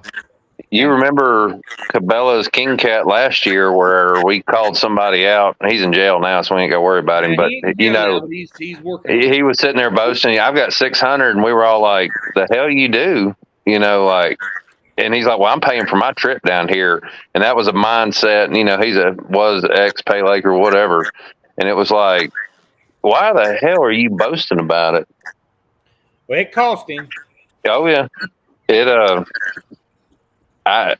I'm appreciative of what Chris has gotten done. I'm a guide. Yeah, I'd love to have plenty of bait. Me and some of the other guys talk about it. We're just trying to get to a point where we don't book more than 2 trips in a row, and then we'll go handle our bait on an off day and then go back at it.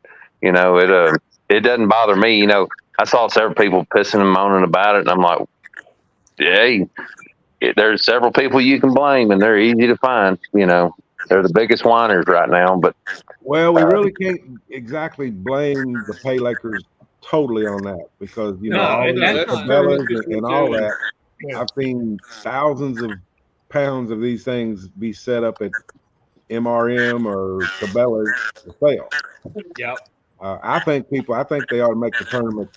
Back in the old days, I had to go down to any dam I could, drive 500 miles sometimes to get 20 skipjack to fish with. I think a man, if he's going to fish a tournament, needs to go out and be able to provide his own bait. I agree with that. I probably have a lot of people mad at me about that because there's a lot of guys that don't have time to go out and catch bait. But if you're going to be a real fisherman, you need to know how to catch that bait. Yeah, 100%. that or you're throwing a cast net for shad or another legal means and using that bait that you caught. Yep. But figure it out. Figure it out. That's right. Well, guys, it's been fun. I want to see my wife tonight before we go to bed. I'm going to have to hop off here shortly. My biggest takeaway or give to everybody is keep pushing, keep, trying to get the social media influencers, whoever, keep sharing info, make it popular, make it, I've heard people complain, oh, you're advertising for the pay lakes. I promise nobody's driving 400 and 500 miles to go fish these pay lakes. It's a very, it's in the tri-state area. They're all in very short distance. Them fish are dead anyhow. They're going to die. It doesn't matter. Make people aware that don't have a clue what this is. And, hold some of your companies accountable. There's a lot of people with fish, big stakes in the game. I don't mind hurt feelings. I don't mind arguments. I'll sit there and whatever. You can hate me for it, whatever. It's got more awareness now. And I wish it was this much awareness 10 years ago, and 5 years ago. To me, while the fire's hot, keep pushing and let it keep getting attention. You can fix a problem easier if people know that it's a problem, and just try to stay, constructive when you have the discussion of why this is a bad thing. And if somebody, calls you an asshole or whatever, just brush it off, keep going. Let them broadcast who they are. That's fine. Let them represent pay lakers, because the majority, what we're having an issue with, let them represent that. And they do a fine job at representing themselves. Even the number one owner that we all can't stand does a great job of pride's a weakness. Let him do it. It's not going to hurt anything. But it has been fun. I've got to go. I would like to see my wife tonight. I didn't know this was going to be that long. But if anybody has any questions, comments, and concerns, to holler at me. I don't mind. Awesome. JR, thanks. Thanks for all your effort. All right. Yep. Good to see you, JR. Good to see y'all. I'm headed to Louisiana. If you need me, I'll be down south here soon. So. Good luck, my man. Good All luck. Right Have a good one. Be safe. Yeah. Glenn, you want to?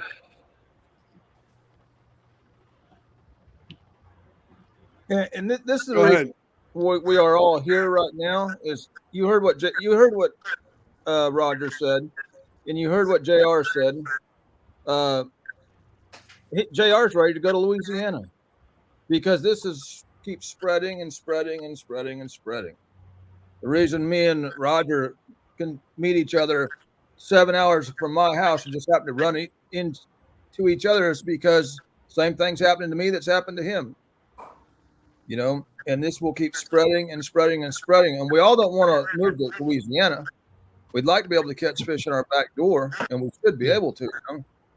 And here's another financial thing that people don't think about, and maybe the states don't think about.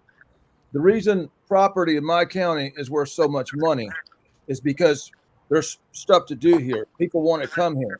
It's a tourist thing. And JR is talking about moving.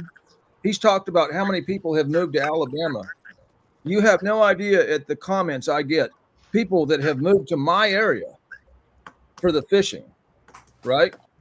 This guy buys a house on a lake house to retire. He might not like catfishing at all. But if 500 people move to the same lake around him from out of state, that raises property value of his house, even though he could care less about a catfish. Because growth in states, when people are moving there, that creates a demand for the housing. Your property goes up. So this guy that could care less about fishing, his property value went up because it was a nice place to live and people moved there. But if you turn it into a slum where you've got to go to Louisiana to enjoy the same thing, that guy's house don't go up. You know what I mean? It's the reason you can buy property so cheap up in Ohio and Illinois compared to what you can here. Everybody wanted to move here. But all that is disappearing, as far as the outdoor thing, because now all of us Tennessee boys are driving to Alabama, James River. I would love to move to the James River, but now they're wanting to destroy that. I would love to move to Alabama, but I see it declining. I don't want to move to Louisiana. Too many mosquitoes. You know, but yeah, I mean, this thing is getting nationwide and just spreading, man. And it's what finally got everybody to get here and speak up. Nobody's been speaking up on our side of it. Nobody's been hearing our side of it, and the public does not have the awareness of what's going on. They don't realize it's a problem. J.R. Hall put out a post, and there's some guy on my Facebook. He started this big petition, and he's gotten a hold of one of the PWRA agents, and he's going to have a meeting with him. And his post got like 109 shares, and he's not even popular. People that wants to join him. That's just some of these local boys that's tired of what happened to here. You know, yeah, this is getting big, and people starting to get upset about it because it's affecting us. We're feeling the pressure, you know. Well, I've seen a lot of those petitions over the years, but the thing is, they've got to follow through. They can't start it and then just, well, they don't see it working and back off. You know, they've got to follow through with what they're doing, and I think that's a little issue as well. They got good intentions, no doubt, but when we started, I made my first video, I think in 2010, and here it is. I don't think we got really good regs until last year, did we, Justin? Decent. Yeah. Decent. So there's like 10 or 12 years of slow ass negotiations to get this stuff. It takes a minute. It ain't gonna happen overnight. And just because you're a YouTuber doesn't mean you can tell the state of Kentucky or state of Ohio or whatever what to do. They're not gonna listen to me or you or any of us. Right. It's gotta like say go like Chris said. I think the legislative, I think that may be a good key place to start rather than the commissioners, because I haven't got nothing from the commissioners. I agree. I haven't either. Right. So Chris, tell. I mean, you said you would help us like in Kentucky and Ohio and all that. What is it that you can do? I mean, you got ties up in these other states of like-minded people like yourself that could help? No, I don't, but I know how to find them. Okay, you know? That's important. And what we have to do is get a piece of legislation drafted, and I can take care of that. And you'll do it in Alabama. Yeah, but then or I can get it ready in Alabama, but I can give it to y'all, and we can all do it at the same time. I don't have to do it one year. Yeah. We can, I can get it ready, and all you have to do is take it, and I can go with you to wherever some of your officials, legislators, and they just have it change the name from Alabama to whoever, and they might want to change a few things on it, but we can do that and find some people interested, and I can help you find some people that's interested. Awesome. So, Chris, what would your advice be if we wanted to chop the head of this thing off in Ohio and go after, regulations on pay lakes themselves? I mean, what would that look like as far as drafting something? That I don't know. It all depends on how much clout they have and how many. Remember me saying relationships. Depends on how many relationships they have, and you can't force nothing on anybody, Right. But I mean, I hate to say this, guys, but probably should take a few minutes and have a discussion on some of the ideas that y'all have. We need this off air. Yeah, you're right. Right. So great ideas. Okay. And everybody can see that there's some ideas that are about to be bounced back and forth, but some of it should probably hold back just a little bit. Right. Well, I think look at we've been on for almost 2.5 hours, and I think we could probably be on here for another 2.5 easily. And I think that we can maybe kind of wrap things up and maybe revisit all this another time. I think it's great. I think it's a great forum to have and to bring people together to talk about this and at least educate everybody as far as what can be done, what is being done. Well, Glenn, if you don't mind, maybe speak on that. Like at the beginning of the show, you spoke about you've been kind of off the scene, and so me included and the public hasn't seen the ACA publicize their efforts and things that they're doing, and so in my opinion, you really haven't received any credit or any accountability for the efforts that you guys have really been putting on. And maybe give people an idea of what the ACA has actually been doing and what we're looking forward to going to next. What's the next step for you? Well, the ACA was set up to kind of unite the catfish community, and I think in a lot of ways we've done that. We have a long ways to go. We're actually considering a whole different model, I think, which would actually create an even better opportunity for people to be involved.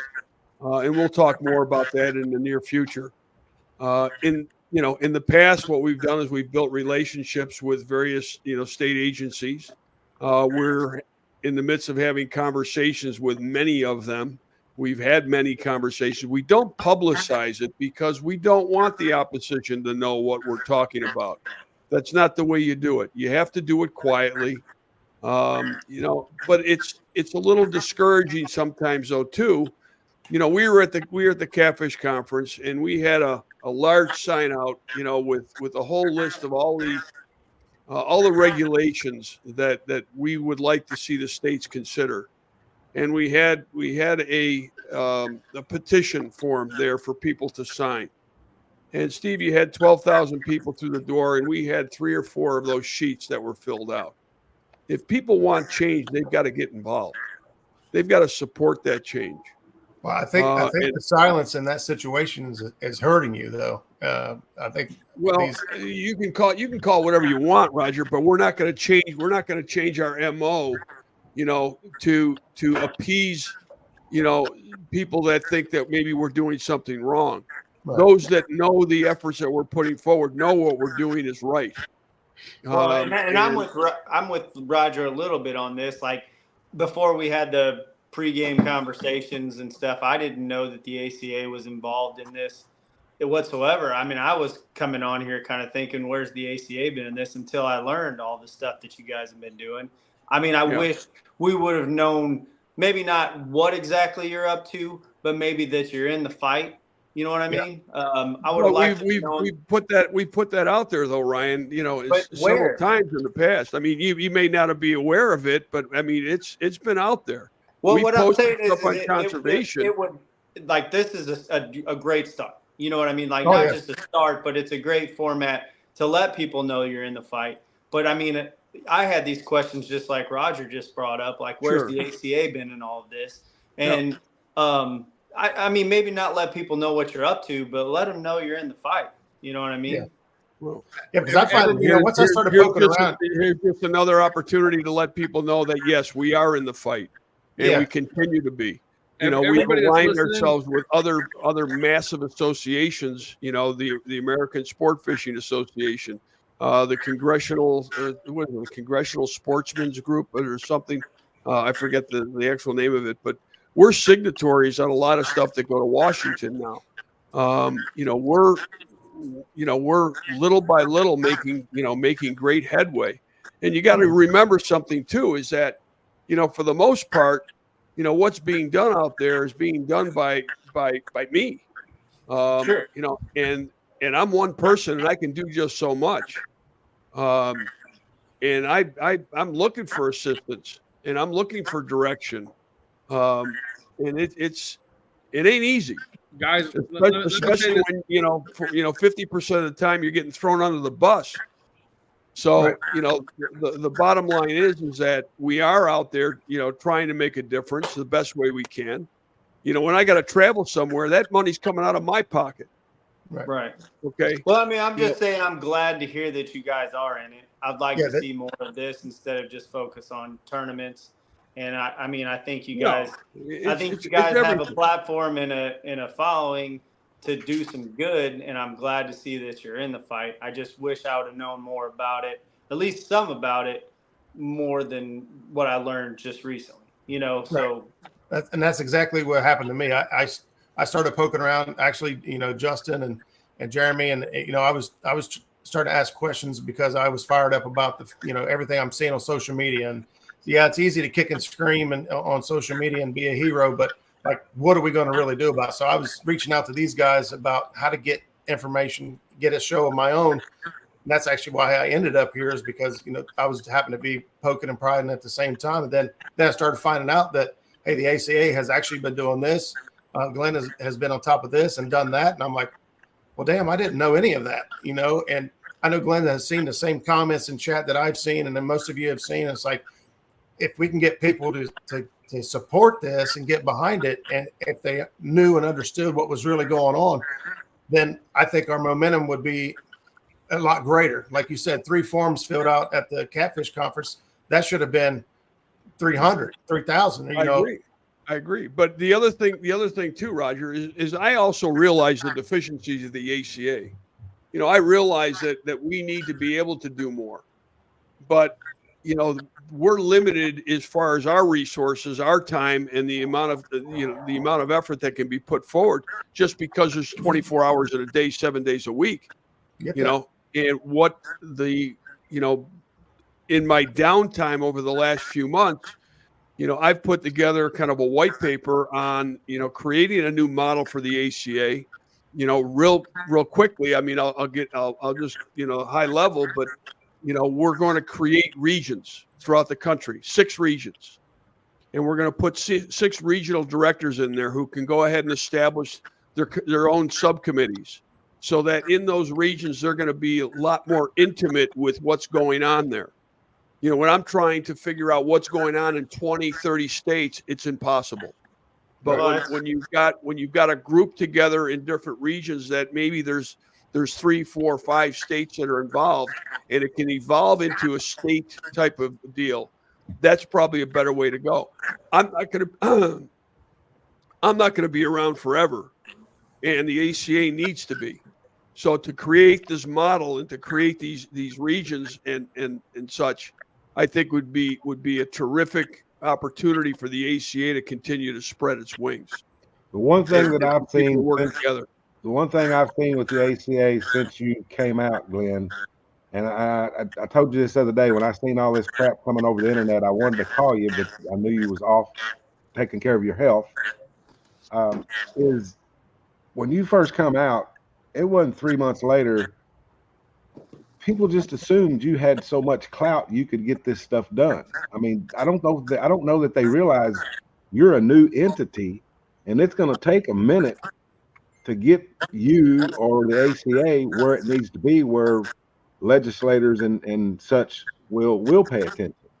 But I think it's the people out there that's with the ACA or against the ACA. They need to realize it takes a minute to get to where you need to be to where that happens. And if they could, I'm gonna take a little more time to figure out what you're about, I think it would grow a lot quicker. Well, yeah, and that's fine. And look, have I done everything perfectly? Of course not.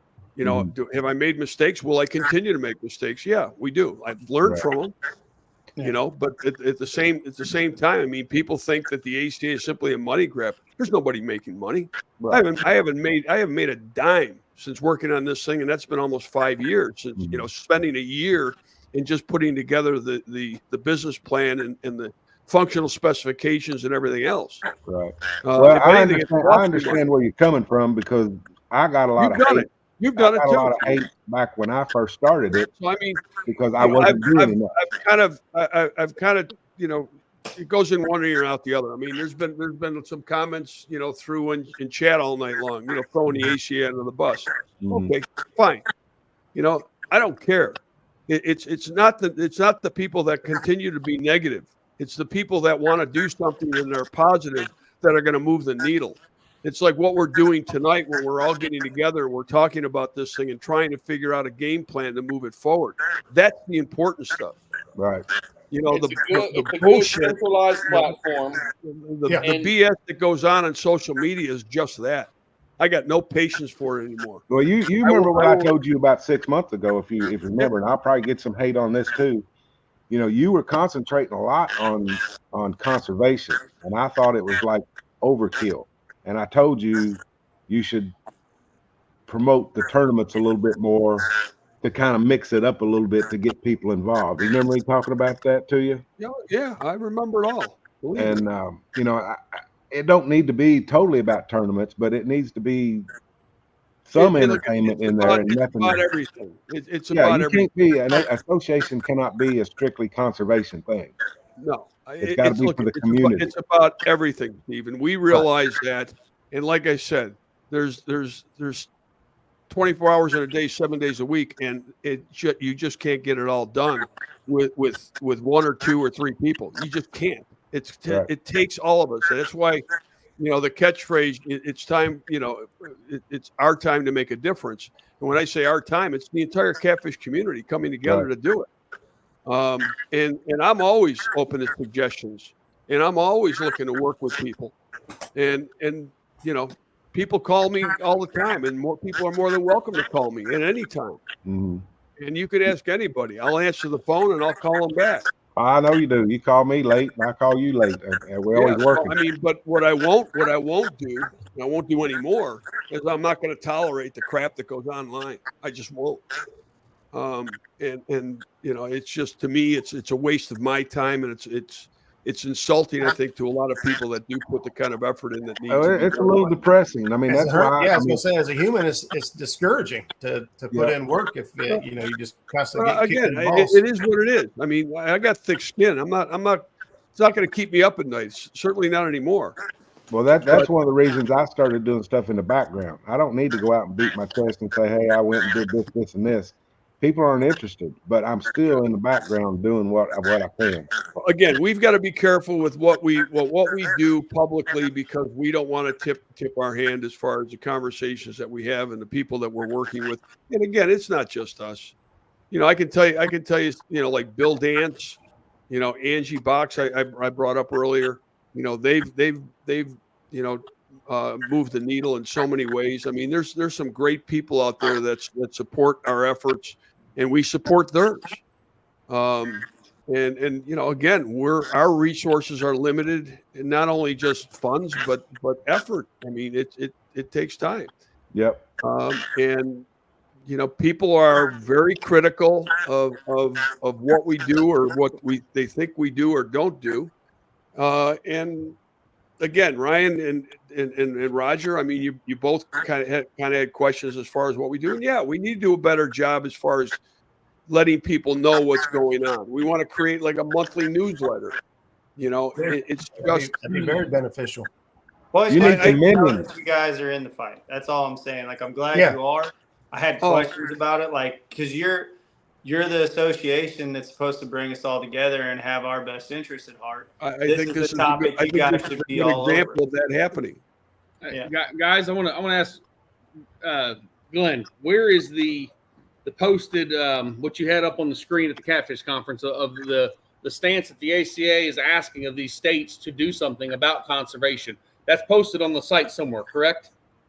You're talking about the 9 regulations that we propose to every state. Yes. It's probably on our Facebook page somewhere. I'm sure it is, and if not, it's gonna be correct. Very simple. Very simple. I'll repost it. Repost. We got that. We've got that video on the Pay Lakes that we did last year. Yep. I'd be happy to post. So, guys, don't. And it's not Ryan or Roger, but it's just everybody in general. They don't understand. They think this ACA is this. It's a great platform to bring everybody together, but it's literally ran by basically one person. Right. One person. Well, that was the reason for the comments. I think you got to get more support. Yeah. All of us sitting here, all of us online commenting, everybody needs to step up and do something. Right. Justin posted. That's where it gets discouraging when you ask people to step up and you're talking about. There's people online. I'm reading right here. People said that they'll donate 20% of their paychecks for a month if the ACA shows what they've been doing. That's easy. Great. We don't want you 20% of your paycheck. That's irrelevant. But it's on there. If you look, if you talk to certain people, you'll hear that Glenn flew up on his own dime. Those of us that were there, Steve, Justin, at meetings multiple times to fight. Yeah, you guys abused me. I mean, Steve Douglas, he abused me as far as how I was dressed. I was a naysayer. I'm not sure about this. I don't know what to think about this company, this guy. I didn't know you, Glenn. And I wanted to start and do my own thing. But why, when you've already got the platform? So for those of people, it's not just Glenn, but it can be everybody can have a hand in it and get to the same goal. If you guys want to do tournament regulations and fishing and all that, great. I'm more concerned about conservation. I'll tournament fish, but I'm Well, more. I'll tell you, I've been a part. I don't want to say I've been a part of. I've been watching Glenn for quite some time. Oh yeah. A lot of people say it's a money grab. I don't see it as a money grab. Where's the money? Yeah, where's the money? Yeah. No offense, Glenn, but I'm saying. Yeah, no. I mean, stand up for you. That's a good question. Where's the money? Because you don't understand. What, we have like software licensing. I'll give you got this software guy. Licensing. We're paying like $15,000 a year just in software licensing. Hey, Glenn, did you and Justin Browning always talk? No. Well, sort of. No. I remember when Justin Browning used to call his stuff Tupperware. Hey, well, that's okay. I mean, and look at I consider that to be a compliment because I mean, if Rig Rep ever becomes the size of Tupperware, I mean that's a pretty significant company. So yeah, I'm good with that. People that know Justin, if people that know the how passionate he is, whether he's went about certain things right or wrong in his eyes, he has. But from the outside looking in, standing next to him, I see a lot of this, and I'm going. But people that know him go, huh? He's actually on here trying and participating and helping and giving information and feeding guys. It's happening. So please help join in. Yeah, it takes everybody. If that doesn't speak volumes, I don't know what does. In the last few months, JR's brought a lot of attention to Pay Lakes again. Okay, Pay Lakes, it comes and it goes. It comes and it goes. And yeah, there's a lot of people out there that are always thinking about it. But it's like a lot of the subject matter. It tends to come and go. There's got to be consistency. I think Chris's suggestion as far as writing the legislation that we can take the various states, and we'll call it a written legislation. But again, the points that we bring forth to the states as far as the regulations that we'd like to see reformed and put in place is more of a uniform request. I think we can take that and we can build off of that. But again, you're not going to get your whole wish list. Well, another thing you're going to get one or two things, and you're going to have to take that as a win, and you consider moving the needle. But it's going to take a lot of time. I mean, Steve and Justin and so many others have spent years on legislation and regulation reform just in Kentucky, and finally, 10 years later, 15 years later, yeah. One thing I'd like to say, I look on Facebook a lot and I see F the Pay Lakers, that kind of stuff that the catfishing community, I know they're against the Pay Lakers, but I don't feel like we should belittle a dude that fishes a Pay Lake. We need to be educating that dude instead of belittling the individuals that have to fish a Pay Lake. I don't know if I'm making any sense or not, but it just, when I built the Catfish Conference, I built a community of family-oriented type stuff. And some of the stuff I'm seeing on line is not really family-oriented. You're not going to influence if they don't like you. If you make them hate you, you can't influence them. Right, exactly. On my Facebook that I have Pay Lakers that are on my Facebook. They don't cause no trouble. They watch my videos, and they don't argue. They don't talk back and forth, and they love watching me. And here again, if people respect you, those people, you've got a shot of getting them to listen. Exactly. You can put your middle finger up in their face, they're not going to listen very long. Right. No, they're going to come back at you. Well, screw you, river rat. It doesn't. Pushing and shoving isn't going to accomplish anything. It really doesn't. And if you speak to people with respect and professionally, I think you can accomplish a whole lot more. Mm-hmm. I'm a firm believer. You never demand of anybody. You suggest. You encourage. I think that it's important that you pay people the respect. At least initial trust and respect. Until they prove you wrong. And if anybody's out there listening and you want to join the movement, I got a free space at the Catfish Conference. You can come set up, do your thing, promote conservation, anything you want. I mean, I'm an old dude. I'm fixing to fade out of this stuff, just like you, Glenn. We old dudes, but the younger. Whoa, speak for yourself. Hey, Steve. Yeah. Steve, we need about 10, 20 guys out there actually at a booth big enough. That's what I'm saying. I'll give somebody but it's not just 1 or 2 or 3 people talking and asking for signatures. We need 20, 30 people there preaching this, talking to people, willing to do. Lend a hand out to a Pay Lake. I'd love to see some younger folks come out there and take me up on the offer. I'll do what I can. There's a good amount of time between now and the next Catfish Conference, and I think that we could develop a plan that would be significant and hopefully effective. Mm-hmm. I think right now from tonight's conversation and Chris, thank you very much for your significant offer.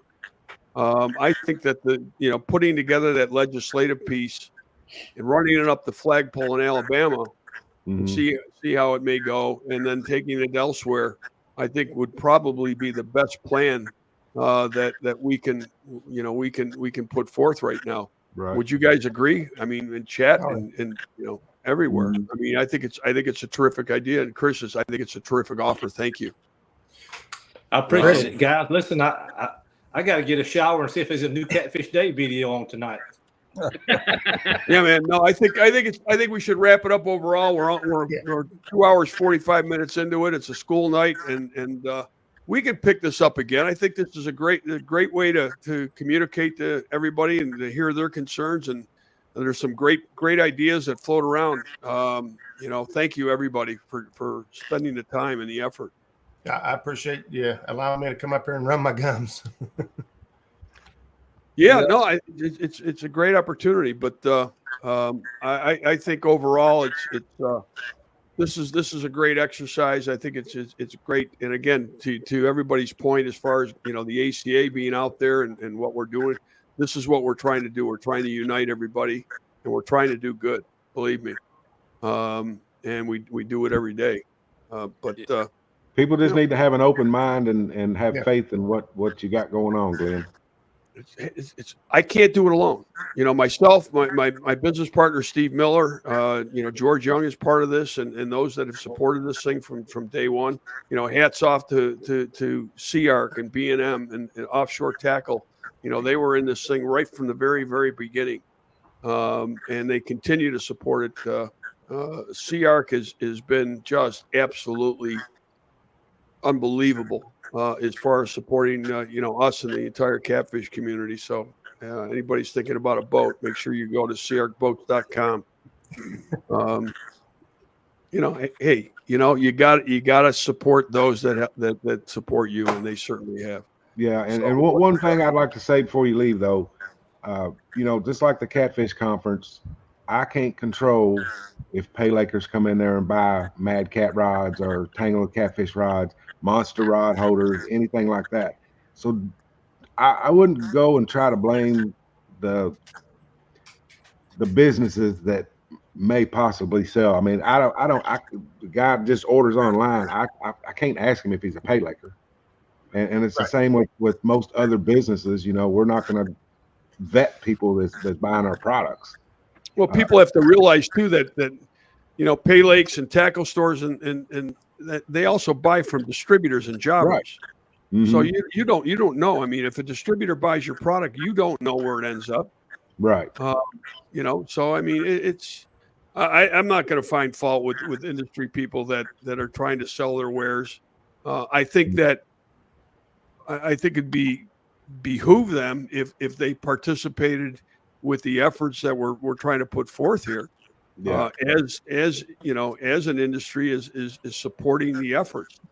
So now, if I was advertising to Pay Lakes and trying to get that, then I could say, mess with some people. But we can't control who buys our stuff. We can't control who comes into the Catfish Conference.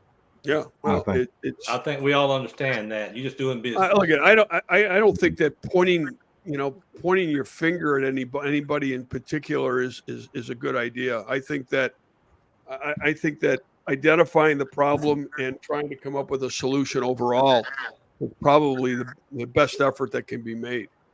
I just don't think it accomplishes anything when you start, this kind of thing. Just do it on an overall. Well, shut her down, Glenn. Let's talk to Chris offline so he can get us lined out before he takes a shower. All right, guys. Well, I appreciate everybody tuning in. I appreciate everybody spending the time. I'm going to put this outro in, but stick around. And thanks again. We'll do this again soon. Yes. Yeah. Thanks, everybody. Good show. It's about passion for a sport we all enjoy. It's about conservation, education, community, and fellowship. It's about a single voice of strength. It's about being part of a common cause for the common good. It's about you. It's about us. It's our time to come together. We're asking you to join us and become a proud members American Catfish Association. You'll be happy you did. They're doing a great job. Yeah, they are.